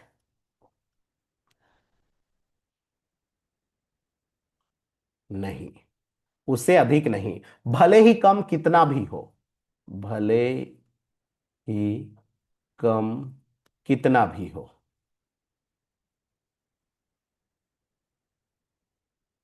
भले ही कम कितना भी हो। ठीक है, माने सारे, जैसे इसको हम लोग बोलते हैं, ये वाला न्यूनतम और अधिकतम वर्ड जो होता है वो हम लोग ना इसमें करते हैं। जैसे आप ना परीक्षा में देखना, पास होने के लिए न्यूनतम अंक 33 है। इसका मतलब क्या होता है, न्यूनतम का मतलब क्या है, जैसे मान लो न्यूनतम अंक 33 है, इसका मतलब 33 पाओगे तो भी पास है। जैसे 100 अंक का परीक्षा हो रहा है, 100 मार्क्स, और उसमें से आपको न्यूनतम अंक दिया रहता है 33 मार्क्स में आप पास होंगे, उसमें लिखा भी रहता है। ठीक है, न्यूनतम 33 अंक, इसका मतलब क्या समझते हो, इसका मतलब यह है कि आप 32 पाओगे ना तो फेल हो जाओगे, 31 पाओगे तो फेल हो जाओगे, मतलब आपका न्यूनतम उतना ही होना चाहिए, और उससे अधिक बिल्कुल वो चलेगा, उस कंडीशन में चलेगा। भले ही 100 का 100 क्यों ना पा जाओ, 33 पाओ चाहे 34 पाओ चाहे 50 पाओ चाहे 80 पाओ चाहे 100 में 100 पाओ, उस केस में आप पास होंगे। मतलब न्यूनतम पास का मतलब क्या होता है, न्यूनतम मतलब वही एक लाइन है, ये एक ऐसा रेखा है कि इससे आप अधिक कितना भी जा सकते हो, लेकिन कम नहीं जा सकते, कम नहीं जा सकते। माने 33 लो, 34 लो, तो भी आपका पास हो जाओगे, 100 का 100 भी पाए तो भी आप पास हो जाओगे। वो आपका क्या होता है, न्यूनतम। तो न्यूनतम का मतलब होता है उससे कम नहीं, भले ही उससे अधिक कितना भी ले लो वो चलेगा। उसी प्रकार से अधिकतम का मतलब क्या होता है, तो यहां पर लिखा रहता है मैक्सिमम, मैक्सिमम 100 मार्क है, जैसे परीक्षा में लिखा रहता है अधिकतम 100 अंक। अधिकतम 100 अंक का मतलब क्या होता है, अधिकतम 100 अंक का मतलब यह होता है कि अधिकतम 100 पा सकते हो, 101 नहीं पा सकते, मतलब उससे अधिक नहीं पा सकते, भले ही उससे कम कितना भी पा सकते हो। 100 अधिकतम का मतलब यह होता है 100 से अधिक नहीं, तो वो 99 भी हो सकता है, 98 भी हो सकता है, इतना क्या वो जीरो भी हो सकता है, मतलब एक भी नहीं होगा तो भी चल जाएगा, लेकिन 100 से अधिक नहीं, यही है मैम। अधिकतम का मतलब होता है उससे अधिक नहीं, भले ही कम में आप कुछ भी ले लो, जैसे शून्य भी ले लो। ठीक है, और न्यूनतम का मतलब होता है उससे कम नहीं, भले ही उससे अधिक कुछ भी ले लो। तो ये दोनों वर्डों को बिल्कुल अच्छे से आप याद कीजिएगा, समझिएगा। अधिकतम का मतलब उससे अधिक कितना भी ले, सॉरी जी, उससे अधिक नहीं लेना है, भले ही कम कितना भी ले सकते हो। और न्यूनतम का मतलब उससे कम नहीं लेना है, भले ही अधिक कितना भी ले सकते हो, चाहे पूरे को क्यों ना ले लो। ठीक है, तो यहां पर हमारे पास सारे के सारे भी आ जाते हैं, तो यहां पर वही चीज बोला है, अधिकतम दो चीत। अधिकतम दो चीत माने दो तो होना ही चाहिए, लेकिन दो से ज्यादा नहीं होना चाहिए। भले ही एक हो जाए तो भी चलेगा, नहीं हो तो भी चलेगा। तो यहां पर हमारे पास वही केस आया। यहां पर केस ये है कि हमको निकालना क्या है, हमको निकालना है पी अधिकतम दो चीत माने एच एच टी निकालना है। ठीक है, और एक एच रहेगा तो भी चलेगा। तो इसको तो आगे पीछे करके हम लोग तीन बना सकते हैं, H T H, T H H. दो चीत हुआ, तो दो से कम रहेगा तो भी चलेगा, मतलब अगर एक चीत भी है, एक चीत है, मान लो एक चीत लिए और दो ठोटेल लिए, तो इसको भी हम लोग तीन तरीके से लिख सकते हैं, है ना, टी एच टी। और एक क्या लिख सकते हैं, टी टी एच। या नहीं हो तो भी चलेगा, अधिकतम दो का मतलब वही है, दो तो लेना ही पड़ेगा। तो स्टार्ट यही से करते हैं, इसको आगे पीछे कर सकते हो ना, एक होगा तो भी चलेगा, नहीं होगा तो भी चलेगा। ठीक है, अब ये तो इसका हम लोगों को निकालना है, तो इसको निकालने का तरीका क्या है, इसका 1/8 1/8 1/8 1/8, तो टोटल क्या हो गया, 7/8 हो जाएगा। 7 बाई क्या हो जाएगा, 8 हो जाएगा। तो इस तरह से कर सकते हैं। अब इसका एक दूसरा भी तरीका होता है। दूसरा तरीका यह है कि अगर हम लोग यहां पर एक बात करें, देखो एच एच टी, दो एच आया, एक एच आया और एक भी एच नहीं आया, तो इसमें एक चीज और बन गया, वो है पी एच एच, ये बच गया।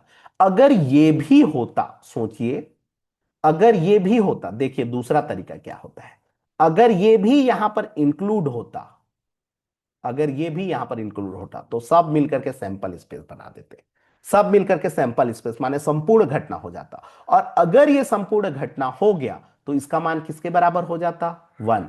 चूंकि प्रायिकता निकाल रहे हो ना भाई, और प्रायिकता इसका किसके बराबर हो जाता, वन के बराबर। तो सोचो, मान लो,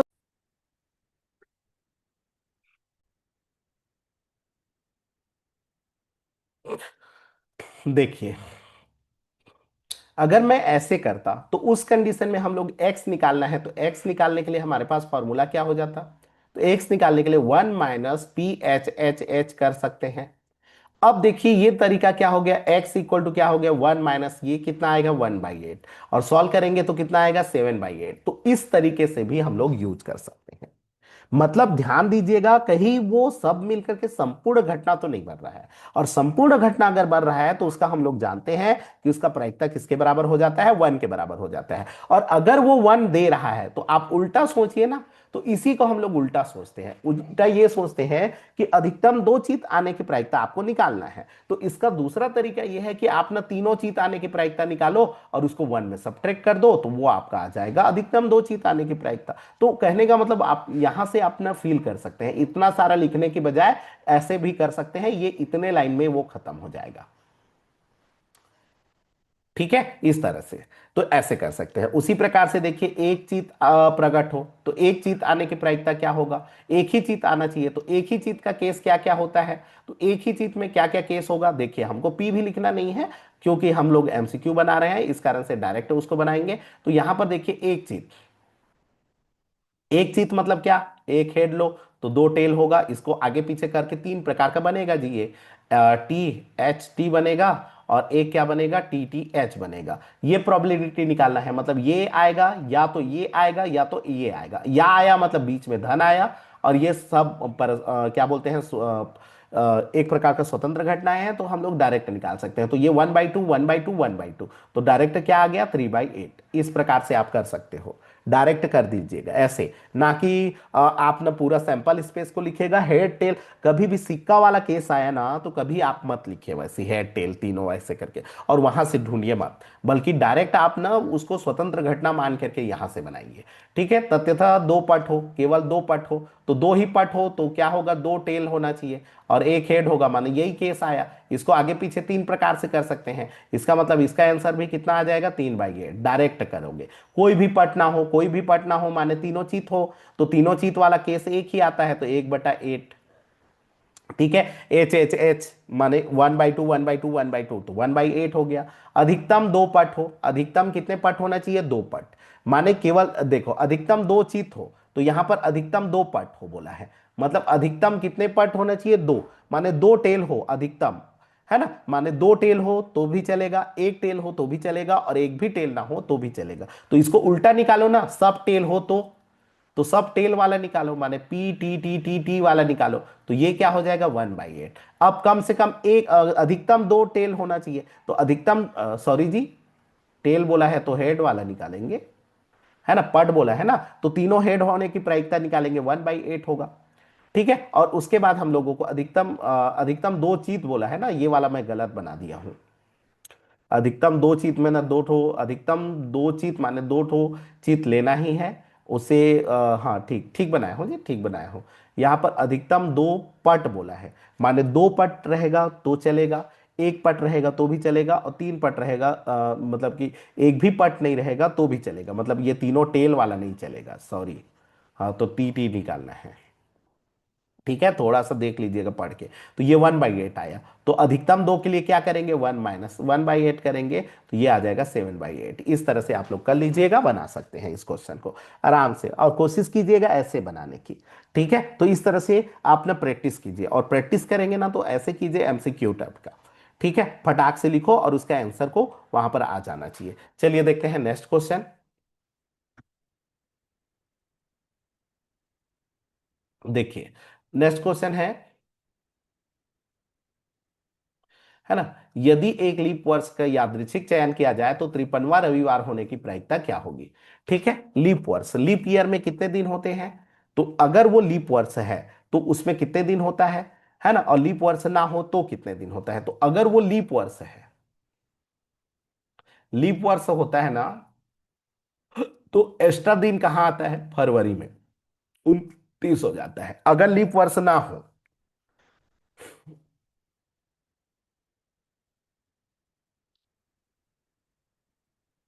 इस केस में 366 दिन हो जाता है, क्योंकि एक दिन एक्स्ट्रा हो गया। और इस केस में 365 दिन होता है। और इस केस में कितना होता है? 52 सप्ताह होता है। 52 सप्ताह होता है, प्लस 52 सप्ताह प्लस 2 दिन होता है। और इस केस में क्या होता है? 52 सप्ताह होता है, प्लस एक दिन होता है। गुणा कर सकते हो 52 सप्ताह। 52 सप्ताह मतलब हर सप्ताह में तो आपका रविवार आता है, तो 52 बार तो रविवार आ ही सकता है। तो उसको नहीं, हमको ये वाला जो है वो 53वां नंबर का होगा, ये वाला जो है वो 53वां नंबर का होगा। तो इसको पूछा है ये वाला क्या हो सकता है, तो इसके रविवार होने की प्रायिकता क्या होगी? तो ये दो दिन क्या क्या हो सकते हैं? तो अगर हम लोग बात करें यहां पर एनएस, देखिए बहुत लोग क्या करते हैं 365 को एनएस ले लेते हैं, जबकि वो गलत है। हमको यहां से देखना है, हमको ये बोला है ये वाला 53वां, ये तो है ना 53वां। 53वां रविवार तो ये होगा, ये तो 52वां होगा। और 52वां रविवार तो आएगा ही आएगा ना, फिक्स है, वो फिक्स इवेंट है, उससे कोई दिक्कत नहीं। हमको 53वां के बारे में बात करना है। तो 53वां तो केवल 2 दिन है ना, और 2 दिन होए तो वो जरूरी नहीं है कि वो रविवार होगा। ठीक है, तो हो क्या कह सकता है? तो वो हो सकता है कि वो संडे हो और मंडे हो, और एक साथ होंगे। ठीक है, उसी प्रकार से ये हो सकता है कि वो मंडे हो और ट्यूसडे हो, है ना। मतलब ये क्या होगा? रवि होगा और सोम होगा। या तो हो सकता है सोम और मंगल हो, या तो हो सकता है मंगल बुध हो, ग्रुप ग्रुप में बनेगा ना। या हो सकता है बुध गुरु हो, या हो सकता है गुरु शुक्र हो, या हो सकता है शुक्र शनि हो, या हो सकता है शनि रवि हो, या हो सकता है रवि सोम हो। तो ये तो फिर आ जाएगा, मतलब टोटल कितने ग्रुप बने? 7 ग्रुप। तो इसी 7, ये आपका सैंपल स्पेस है। 365 को सैंपल स्पेस मत ले लेना, ये 7। ठीक है, अब उसमें से रविवार कितने बार हो सकता है? तो या तो रविवार सोमवार में रविवार होगा, या तो शनिवार रविवार में रविवार होगा, तो दो प्रकार का। तो इसका जो प्रायिकता हो जाएगा वो 2 बटा क्या हो जाएगा? 7। ठीक है, वो लीप वर्ष हो तो। अगर लीप वर्ष ना हो तो केवल एक दिन होगा, और वो एक दिन क्या हो सकता है? रविवार हो सकता है, या तो सोमवार हो सकता है, या तो मंगलवार हो सकता है, या तो बुध, या तो गुरु, या तो शुक्र, या तो शनि। रवि फिर से नहीं, तो टोटल सैंपल स्पेस इसमें भी क्या हो जाएगा, एन जो होगा वो 7 आएगा। और रविवार केवल एक केस में आ रहा है, तो इस कारण से इसका प्रायिकता क्या हो जाएगा, 1/7 हो जाएगा। तो अगर लीप वर्ष ना हो तो 1/7, और अगर वो लीप वर्ष हो तो 2/7, क्योंकि 53वां हमेशा बोलेगा। और 53वां मतलब ये वाला होता है ना, इसके बारे में बोल रहा है। तो यहां पर 366 365 को नहीं लेना है ना। बहुत लोग क्या कहते हैं, 366 365 को ले लेंगे, तो वो गलत है। तो यहां पर 53वां क्यों लेते हैं, क्योंकि इसको 53वां बोलते हैं, ठीक है, इसी से। चलिए देखिए, और अगर हम लोग बात करें अभी नया सिलेबस के अकॉर्डिंग, अभी देखिए टीटी का जो पेपर हुआ उसमें अगर देखा जाए तो बहुत सारे अलग टाइप के क्वेश्चन थे। उसमें क्या थे, कथन और कारण वाले क्वेश्चन थे। तो यही क्वेश्चन को मैं कथन और कारण में लिया हूं। जैसे देखिए यहां पर ये वाला कौन सा सही होगा, ए ऑप्शन सही होगा, बी सही होगा, सी सही होगा, डी सही होगा, इसमें ऐसे ऑप्शन दिया रहता है। ए और आर दोनों सही हैं, आर ए की सही व्याख्या करता है। ए और आर दोनों सही है, आर ए की सही व्याख्या नहीं करता। ए सही है लेकिन आर गलत है, ए सही, ए गलत है लेकिन आर सही है। इस प्रकार से दिया रहता है। तो उसको हम लोगों को कैसे करना चाहिए, तो हम लोगों को पहले देखना है दोनों को, कथन को देखना है और कारण को देखना है। कारण हमेशा उसका व्याख्या करना चाहिए। हो सकता है कि कारण उसका व्याख्या कर नहीं रहा है तो कारण गलत है, कथन सही नहीं है तो कथन गलत है, दोनों गलत हो सकता है। ठीक है, तो उसमें से देख लीजिएगा कौन सा सही है। जैसे एक लीप वर्ष में 53वां रविवार होने की प्रायिकता 2/7 होती है। तो अभी हम लोग निकालें, क्या ये सही है, तो ये ट्रू है। ठीक है, ये ट्रू है, बढ़िया बात है। अब देखो ये कारण सही है कि नहीं उसको देखना है। एक सामान्य वर्ष 365 दिन का होता है, सही है, सही है। तो कौन सा वाला सही हुआ, इसमें ना मेन दिक्कत क्या होता है, दिक्कत ये होता है कि कौन सा ऑप्शन सही है ढूंढना दिक्कत है। ठीक है, जैसे हमको ये पता चला कि कथन जो है वो सही है, कारण जो है वो भी एक प्रकार का सही है, क्या लेकिन ये कारण इसकी व्याख्या कर रहा है, वो हमको देखना है। दोनों तो सही हैं, तो दोनों सही है इसका मतलब क्या, ए और आर दोनों सही हैं, ये वाला ऑप्शन को लगा देंगे। क्या ए और आर दोनों सही है, इसमें दो ऑप्शन है, ए ऑप्शन और बी ऑप्शन। ठीक है, ये वाला तो गलत है, ये वाला गलत है, क्योंकि ए सही है आर गलत है बोला है, ए गलत है आर सही है बोला है, तो ये दो तो गलत हो गया। अब इन दोनों में से कोई एक ऑप्शन हो सकता है, लेकिन कौन सा, तो पहला वाला बोला है कि आर जो है ए की सही व्याख्या करता है, और दूसरा वाला बोला है आर जो है ए की सही व्याख्या नहीं करता है। तो कौन सा वाला सही होगा, चूंकि दोनों ही कथन सही है, लेकिन क्या ये इसकी व्याख्या कर रहा है, तो नहीं। क्योंकि देखिए यहां पर लीप वर्ष बोला है और ये नॉन लीप ईयर बोला है। लीप वर्ष में 366 दिन होता है ना, और 366 दिन अगर ये बोला होता तो ये इसके बारे में बोल रहा है, लेकिन 365 दिन बोल रहा है, इसका मतलब ये लीप ईयर के बारे में नहीं बोल रहा है। और अगर ये लीप ईयर के बारे में नहीं बोल रहा है, इसका मतलब ये जो है इसका व्याख्या नहीं कर रहा है, हालांकि ये सही है। और यहां पर बहुत लोग ये सोचेंगे कि पहला को टिक लगा देंगे, और टिक इसलिए लगा देंगे क्योंकि 365 दिन होते ही हैं, नॉन लीप ईयर में 365 दिन होते हैं। नॉन लीप ईयर में 365 दिन होता है, इसका मतलब लीप ईयर में 366 दिन होता है, हम तो ये जानते हैं। उसका मतलब अपोजिट सोचेंगे ना कि हाँ ये दिया है इसका मतलब ये तो है ना, तो नहीं, वो व्याख्या नहीं होता है। यहां पर ये जो वर्ड लिखा होगा वो इससे मैच करना चाहिए। अगर इससे मैच नहीं किया, इसका मतलब वो व्याख्या नहीं करेगा, भले ही वो ट्रू हो चाहे कुछ भी हो। अगर ये इससे मैच करेगा मतलब इसके बारे में इंफॉर्मेशन मैच करेगा या इंफॉर्मेशन देगा, इंफॉर्मेशन देगा तब जाकर के उसका व्याख्या होगा, वरना व्याख्या नहीं होगा। जैसे इसके बारे में व्याख्या दे, देखो 2/7 आता है, मतलब 366 वाला आता है, इसलिए तो आता है ना। तो 2/7 आता है तो 366 के बारे में आता है, जबकि इसमें 365 के बारे में बोला है, तो ये इसका व्याख्या नहीं करता। इसका मतलब ऑप्शन ए गलत है, ऑप्शन बी सही है। मतलब ए और आर दोनों सही है, लेकिन आर ए की व्याख्या नहीं करता है। आर जो है ए की व्याख्या नहीं करता है, आर ए के बारे में नहीं बता रहा है, आर तो अलग ही के बारे में बता रहा है। ठीक है, और वो अलग चीज क्या है, ये सामान्य वर्ष के बारे में बता रहा है, जबकि कथन जो है वो लीप वर्ष के बारे में है। तो इसलिए तो ध्यान दीजिएगा, यही एक गलती होता है, तो इसको देख लीजिएगा। ऐसे क्वेश्चन आएंगे ना तो कभी भी कथन को देखो और कारण को देखो, दोनों में सही गलत देख लेना।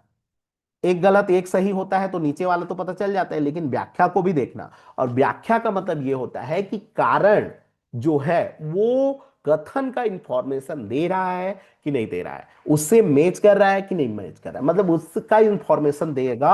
अगर उसके बारे में वो बताएगा, उसको सॉल्व करने में वो मदद करेगा, तो उस केस में हम लोग मानेंगे कि उसकी व्याख्या कर रहा है। ठीक है, तो इस तरह से करना है। तो ये वाला हमारा ऑप्शन क्या होगा, बी वाला सही हो जाएगा।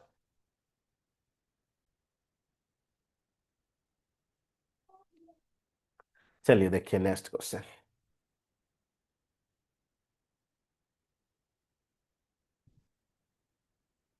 देखिए नेक्स्ट क्वेश्चन, तीसरा प्रश्न क्या है। एक पासे दो बार फेंका जाता है, निम्न घटनाओं की प्रायिकता ज्ञात कीजिए। ठीक है, दो बार पासा को फेंका जाता है ना, दो बार पासा को फेंकना, ये है, या तो एक दो बार पासा को फेंकना, या तो मतलब दो पासा को एक बार फेंकना, वो दोनों एक ही चीज है। तो ऊपरी फलक पर पांच कभी नहीं आता, ऊपरी फलक पर पांच कभी नहीं आता है, उसकी प्रायिकता निकालना है। ठीक है, और दूसरा, ऊपरी फलक पर पांच कम से कम एक बार आता है, मतलब एक बार कम से कम पांच आता है, उसके बारे में निकालना है। तो ऊपरी फलक पर बिल्कुल पांच नहीं आएगा, उसकी प्रायिकता निकालनी है, और दूसरा में निकालना है कि पांच बिल्कुल नहीं आएगा, उसकी प्रायिकता निकालनी है। ठीक है, अब ऊपरी फलक पर पांच, मतलब देखो दो पासा को फेंक रहे हो, तो दो पासा को फेंकने पर क्या क्या हो सकता है। तो हमारे पास टोटल 36 कंडीशन बनते हैं। अगर देखा जाए, वो क्या बनता है, वन वन बन सकता है, वन टू बन सकता है ना, वन थ्री बन सकता है, वन फोर बन सकता है, वन फाइव बन सकता है, वन सिक्स बन सकता है। ठीक है, यही चीज है, दो पासे को एक साथ फेंको या एक पासे को दो बार फेंको, वही चीज है। ठीक है, तो यही वाला लेंगे। उसी प्रकार से two one, two two, total two six. ठीक है, और एक होगा थ्री वन से लेकर के थ्री सिक्स तक बनेगा। ठीक है, फोर वन से लेकर के फोर सिक्स तक बनेगा, और एक क्या बनेगा, फाइव वन से लेकर के फाइव सिक्स तक बनेगा। ठीक है, अब देखिए पांच, पांच क्या क्या में आ सकता है। तो पांच बिल्कुल कभी नहीं आता है, तो उतने को छोड़ना है। टोटल कितने होते हैं, 36। अब 36 में से बाकी को मेरे को हटाना है, तो टोटल तो 36 हो गया। अब इस 36 में से बाकी पांच जो आता है उसको छोड़ना है ना। पांच ऊपरी फलक पर बिल्कुल नहीं आना चाहिए, चाहे पहले पासा में हो चाहे दूसरे पासा में हो, लेकिन नहीं आना चाहिए। तो इसमें पांच वाला केस कितना आएगा, एक तो ये होगा, एक पांच होगा तो आएगा, है ना, दो पांच होगा तो आएगा, तीन पांच होगा तो आएगा, चार पांच होगा तो आएगा, छह पांच होगा तो आएगा, और पांच पांच होगा तो आएगा। टोटल कितना, छह। तो छह को कम कर दो, तो यहां पर कितना आ गया, 30 बटा कितना हो गया, 36। मतलब ये हो जाएगा हमारे पास, कटा दीजिए, छः पंचे 30 और छः छक्का 36, तो यहां पर हो गया 5/6। तो इसकी प्रायिकता कितनी हो गई, 5/6। ऊपरी फलक पर पांच नहीं आया। ठीक है, अगला, ऊपरी फलक पर पांच कम से कम एक बार आए, कम से कम एक बार आना ही चाहिए, मतलब एक बार तो आना ही चाहिए, या तो दो बार आ जाए तो भी चलेगा। तो ये वाला पूरा केस, मतलब यही चीज बोला है इसी के बारे में। तो इसका इसका इसका इसका इसका इसका ये सब निकालना है। तो ये हमारे पास कितना हो जाएगा, इसका प्रायिकता अगर निकालना चाहेंगे तो ये हमारे पास हो जाएगा 6/36। तो यहाँ पर क्या हो जाएगा, 1/6 निकाल सकते हैं। ऊपरी फलक पर कम से कम एक बार आए, या फिर ये एक दूसरे के रेसिप्रोकल है, आप बना सकते हैं। कभी ना आए और एक कम से कम एक बार आए, ये एक दूसरे, ये दोनों मिलकर के संपूर्ण घटना का निर्माण कर रहे हैं, सोचेंगे तो आप उसको घटा करके भी बना सकते हैं इस तरीके से। ठीक है, और चूंकि अभी मैं बोला था कि डाइस हो चाहे पास सिक्का हो, वो जो होता है एक प्रकार का स्वतंत्र घटना होता है, तो उसको मल्टीप्लाई करके भी बना सकते हो। जैसे इसकी प्रोबेबिलिटी, तो इसकी प्रोबेबिलिटी, वन की प्रोबेबिलिटी 1/6, फाइव की प्रोबेबिलिटी 1/6, ऐसे भी कर सकते थे। 1/6 इंटू 1/6 माने 1/36, 1/36, 1/36, 1/36 बनेगा। और ये कितने बार बना, छह बार, तो छह बार बना तो 6/36 हुआ। इस तरह से भी कर सकते हैं, लेकिन चूंकि हम लोग ना पासा के केस में ना इस प्रकार से इमेज कर डालते हैं, तो ऐसे कर लीजिएगा तो भी चलेगा। ठीक है, अब तो इस तरह से बना लीजिएगा, तो इसका आंसर हो जाएगा 5/6 और 1/6 हो जाएगा, इस तरह से कर सकते हैं। ठीक है, और इसमें से एक चीज पासा का मैं एक एक और टॉपिक आप लोगों को बता रहा हूं, उसका योग वाला। ठीक है, इसमें योग वाला एक चीज देखते हैं। चलिए कोई एक आध क्वेश्चन योग वाला आएगा ना, तो उस समय मैं आपको बताऊंगा। है ना, योग वाला एक इंपॉर्टेंट टॉपिक वो है, उसको आप ना नोट करके रखिएगा कि कैसे निकालते हैं। जैसे इसमें आप ताश वाला आ गया, हालांकि अलग अलग क्वेश्चन के लिए मैं, ये प्रैक्टिस है, आपको ये प्रैक्टिस करना है, फिर उसके बाद एमसीक्यू करना है। जितने भी एमसीक्यू वगैरह पेपर में आए हैं उसको कर लीजिए, बुक के पीछे में उसको कर लीजिए, और इससे रिलेटेड कीजिए, आपका बन जाएगा। ऐसे क्वेश्चन आ सकते हैं वाले जितने भी हैं, अगर ये सारे को एक बार बनाएंगे ना तो आपका कॉन्फिडेंस बन जाएगा। अगला है ताश वाला, 52 ताश की पत्ती में से भली बाटी फेंटी गई है, गड्डी में से एक पत्ता निकाला जाता है, निकाले गए पत्ते की प्रायिकता ज्ञात कीजिए, है ना, ईंट का हो। तो देखिए टोटल पत्ता कितना होता है, वो 52 होता है। अब ईंट का पत्ता कितना होता है, तो 13, तो 13/52 हो जाएगा। ठीक है, तो ये कितना हो गया, 1/4। अगला, इक्का इक्का नहीं हो, इक्का हो की प्रायिकता क्या होती है, 4/52। तो इक्का नहीं होगा तो 1 - 4/52। या तो ऐसे भी कर सकते हो कि 52 में 4 घटा दो, 48/52 हो जाएगा। तो इसको सॉल्व कर लो, इक्का ना हो। काले रंग का हो तो काले रंग का 26 पत्ता होता है, तो 26/52। हल्का लीजिएगा ना, काले रंग का नहीं हो, तो काले रंग का नहीं हो तो वो लाल रंग का होगा, तो ये हो जाएगा 26/52। किसी भी तरीके से सोच सकते हैं, है ना। पत्ता में चित्र या तस्वीर हो, तो जब तस्वीर या चित्र कितने पत्ते में होता है, 12 पत्ते में, तो 12/52। ठीक है, ऑनर हो, ऑनर कितने पत्ता को बोलते हैं, 16 पत्ता को बोलते हैं। उसमें क्या क्या आता है, देखिए चित्र में क्या क्या में रहता है। तो इसमें चित्र याद रखिएगा, गुलाम में रहता है, बेगम में रहता है, बादशाह में रहता है। ठीक है, तो 4 4 4, तो ये टोटल मिल करके क्या बनते हैं, 12। ऑनर पत्ता में क्या होता है, इसके साथ में एक और इंक्लूड हो जाता है, वो है इक्का। इक्का में चित्र नहीं रहता, ये 4 पत्ता और इंक्लूड हुआ, तो 12 + 4 माने 16। 16 पत्ता को ऑनर पत्ता बोलते हैं, तो याद रखिएगा ये 16/52 हो जाएगा। तो इस तरह से करना है, ये आराम से ताश का कर सकते हैं, ताश की गड्डी वाला, उतना कोई दिक्कत नहीं है। और यहां पर ध्यान दीजिए, एक पत्ता है ना, एक पत्ता निकाला जाता है ना। पत्ता का इक्का होने की मतलब एक पत्ता निकाला गया तो ठीक है, सैंपल स्पेस 52 होगा, लेकिन 2 पत्ता निकालोगे, 3 पत्ता निकालोगे, तो उस कंडीशन में फिर क्रम संचय इंक्लूड हो जाता है। ठीक है, तो संचय इंक्लूड नहीं हुआ है इसमें।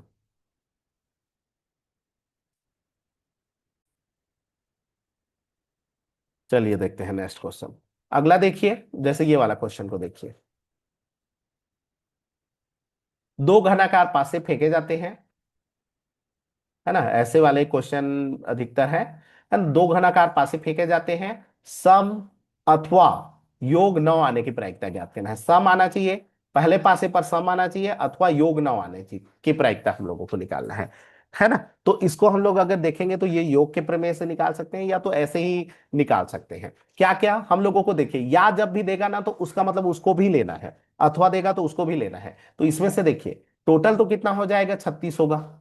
अब इसमें से बोला है पहले पासे पर सम, तो पहले पासे पर सम संख्या वाले को ले लो। 2 1 से लेकर के 2 6 तक 6 घटना, 4 1 से लेकर के 4 6 तक 6 घटना, फिर 6 1 से लेकर के 6 6 तक 6 घटना। ठीक है, ये हो गया, ये 6 घटना, है ना। टोटल इतना। अब इसमें से योग नव, योग नव वाले कौन कौन आएंगे, तो योग नव में कौन कौन हो सकता है, 3 6 मिल करके 9 बनेंगे, या तो 6 3 मिल करके 9 बनेंगे। उसी प्रकार से और योग नव में इसको सबको लेना है ना, या का मतलब सबको गिनना है और बटा कर सकते हैं। ठीक है, 3/6 मतलब 3 6 हो सकता है, या 6 3 हो सकता है। उसी प्रकार से 5 4 हो सकता है, या तो 4 5 हो सकता है। और 9 बनेगा क्या, तो नहीं बनेगा। 7 2 2 7 नहीं होगा। ठीक है, 4 को लेंगे तो नहीं इंक्लूड होगा, मतलब ये 4 केस आ सकते हैं। अब इसमें से ऐसे देखो जो कि इसमें इन्वॉल्व हो गए, डबल डबल मत, उसी चीज को मत लेना ना, उसी चीज को। जैसे यहां पर ये सम संख्या, चूंकि ये सम संख्या वाला इसमें आ गया है 6 3, तो इसको छोड़ दो, है ना। 4 5 ये भी आ गया है, इसको छोड़ दो। तो कुल मिला के ये कितना हुआ, ये 6 ये 6 ये 6, 18 प्लस ये वाला 2, तो ये हो जाएगा 2 20, माने 20 केस बनेंगे। तो ये क्या हो जाएगा, 20/36, डायरेक्ट ऐसे करेंगे तो। ठीक है, इसमें कोई वो लिखना नहीं है वहां पर। तो ये 18 केस, और इसमें से योग नव वाला देखो, योग नव वाले में इसको बिल्कुल देख लीजिएगा, डबलेट मत करना, डबल मत करना। तो यहां पर आप डबलेट क्यों नहीं कर रहे हो, क्योंकि उसको एक साथ ले रहे हो ना, है ना, एक साथ ले रहे हो, वही चीज है, इसलिए डबलेट नहीं लेना है। उसी चीज को डबल थोड़ी ले लोगे जी। ठीक है, तो यहां पर 6 3 चूंकि यहां पर आ गया है, 6 3 यहां पर आएगा ना, उसी प्रकार से 4 5 भी यहां पर आ जाएगा, और वो आ गया तो उसको नहीं लेना है। इस कारण से ये टोटल केस में इसको छोड़ दो। तो ये वाला नहीं आया है, ये वाला नहीं आया है, तो 18 2 20, तो 20/36। इसको हल करेंगे तो ये हो जाएगा 4/9, नहीं 5/9। ठीक है, 5 बटा क्या आ जाएगा, 9 आ जाएगा, तो इससे बना लीजिएगा। ठीक है, अब इसमें से मैं आप लोगों को एक इंफॉर्मेशन दे दूं, योग वाला, जब भी आपको योग वाला प्रश्न आए,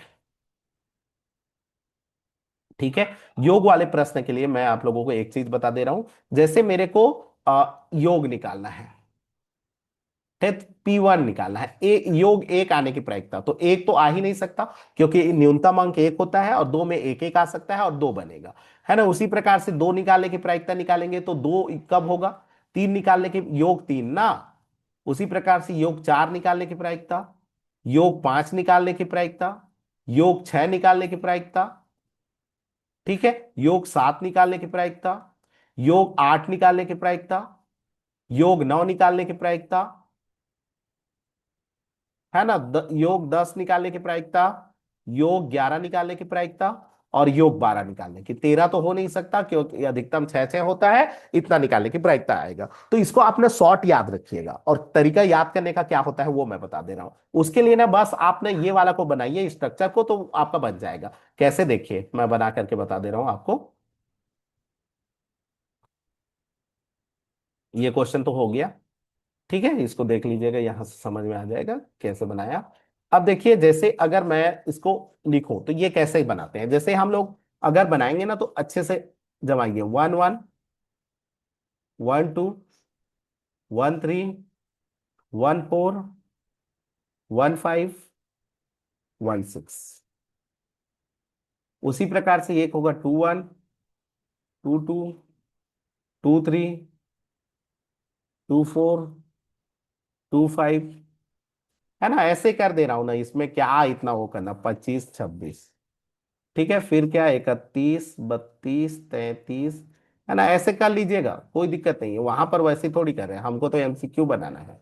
36, फिर उसके बाद 40 42 43 44, ऐसे समझने के लिए 42, फिर इक्यावन, बावन, तिरपन, चौवन, पचपन, छप्पन, ठीक है, 61, 62, 63, 64, 65, 66, ये 65 है। अब देखिए यहां पर थोड़ा सा देखिए, योग एक कब आता है, यहां पर बस योग एक, यही नहीं, योग एक तो आएगा ही नहीं, योग दो आएगा इसमें, योग तीन आएगा इसमें, विकर्ण देखते जाओ, योग चार आएगा इसमें, इसमें योग पांच आएगा देख लो, इसमें योग छह आएगा, इसमें योग सात आएगा, इसमें योग फिर आठ आएगा, इसको देखेंगे तो योग नौ आएगा, इसमें देखेंगे तो योग दस आएगा, इसमें देखेंगे तो योग ग्यारह आएगा और इसमें देखेंगे तो योग बारह आएगा। अब देखिए हमको बस योग दो आने की प्रायिकता कितनी हो गई, तो एक ही केस है, तो ये हो जाएगा आपका 1/36। इसका देखेंगे योग दो, योग दो आने की प्रायिकता, जी सॉरी, योग एक तो आ नहीं सकता, योग दो आने की प्रायिकता कितना, 1/36, योग दो आने की 2/36, योग तीन आने की 3/36, ठीक है, योग पांच आने की प्रायिकता 4/36, छह आने की 5/36, सात आने की 6/36, आठ आने की, फिर तो आठ आने के लिए फिर कम हो गया, देखो यहां पर अधिकतम कितने हैं, यहां पर योग जो है, यहां पर योग है ना, उस प्रकार से योग चार, योग पांच, योग छह ऐसे है। लेकिन अगर संख्याओं के बारे में बात करें तो यहां पर केवल एक ही है, एक ही पेयर है, यहां पर एक पेयर है, यहां पर दो है, यहां पर तीन है, यहां पर चार है, यहां पर पांच है और यहां पर छह पेयर है। यहां पर फिर पांच हो गया, फिर चार हो गया, फिर तीन हो गया, फिर दो हो गया, फिर ये एक हो गया, देख लीजिए, ठीक है। तो यहां पर अगर हम लोग देखें योग, हालांकि वो बढ़ते ही जा रहा है, योग अगर देखेंगे तो ये पांच योग, छह योग, सात योग, आठ योग, नौ योग, 10 योग, 11 योग और 12 योग, ठीक है। तो योग एक दो आने की प्रायिकता 1/36, तीन आने की 2/36, चार आने की 3/36, पांच आने की 4/36, छह आने की 5/36, सात आने की 6/36। लेकिन जैसे ही सात से आगे आया तो फिर कम हो रहा है, 5/36, नौ आने की प्रायिकता 4/36, 10 आने की 3/36, 11 आने की 2/36, 12 आने की 1/36। तो इस फॉर्मूला को याद रखिएगा। कहने का मतलब यहां पर एक कम होता है, जैसे दो योग दो आने की प्रायिकता, तो दो है तो दो रीढ़ 1/36, है ना, योग तीन आने की प्रायिकता, तीन रीढ़ 1/36, ठीक है। इसका मतलब वही 1/36, एक कम लेना है, 2/36, है ना। योग चार आने की प्रायिकता 3/36 हो जाएगा, 5 आने की प्रायिकता 4/36 हो जाएगा, 6 आने की प्रायिकता 5/36 हो जाएगा, 7 आने की प्रायिकता 6/36 होगा, लेकिन 6 से ज्यादा नहीं होता है। टोटल पेयर 6 से ज्यादा नहीं होता है। जैसे ही 8 पहुंचेगा तो उल्टा उल्टा कम करते जाओगे, तो 5 बटा क्या हो जाएगा 36, है ना। 9 आने की प्रायिकता 4/36, 10 आने की प्रायिकता 3/36, 11 आने की प्रायिकता 2/36 और 12 आने की प्रायिकता 1/36। तो हमारे पास यहां पर एक फॉर्मूला हो गया। फार्मूला ये हो गया कि अगर आपका 2 से लेकर के 7 तक योग निकालना है, ठीक है, तो 2 से लेकर के, अगर 2 से लेकर के मेरे को पी एक्स निकालना है और एक्स सम है, और एक्स का मान जो है वो 2 से लेकर के 7 के बीच में है, तो उस कंडीशन में 2 से लेकर के 7 तक योग निकालना है, तो इसका फॉर्मूला होता है x-1 बाई क्या होता है 36। ठीक है, x-1 बाई क्या होगा 36। और जैसे ही 7 से बड़ा हुआ, मतलब 8 से लेकर के 12 के बीच में हो, ठीक है, तो इसका फॉर्मूला जो हो जाएगा वो आप ऐसे लिख लेना, ये हो जाएगा 13-x/36।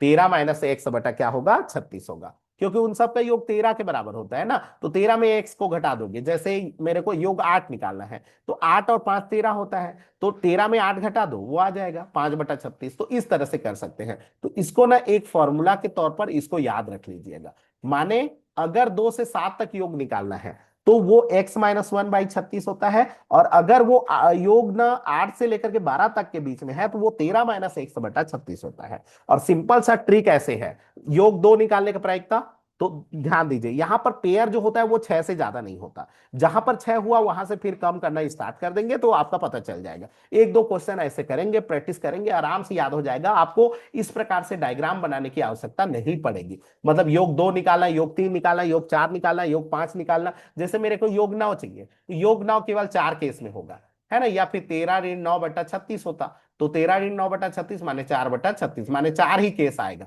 हालांकि ये मिक्स था तो इस कारण से इसको बनाना पड़ा, है ना। अगर वो केवल एक ही बोलता योग 9 आने की प्रायिकता निकालो तो 4/36, योग 10 आने की प्रायिकता निकालेंगे तो 13 में 10 घटा दो, 3 ठीक है। तो इस तरह से हम लोग कर सकते हैं, या फिर आप ऐसे बना करके भी आप इससे देख सकते हैं, तिरछा तिरछा देखिएगा, विकर्ण विकर्ण, तो आपको पता चल जाएगा। ठीक है, तो आज के क्लास को यहीं पर क्लोज करते हैं, और बाकी जो 15 क्वेश्चन है उसको हम लोग नेक्स्ट क्लास में कवर करेंगे। ठीक है जी, तो चलिए, थैंक यू।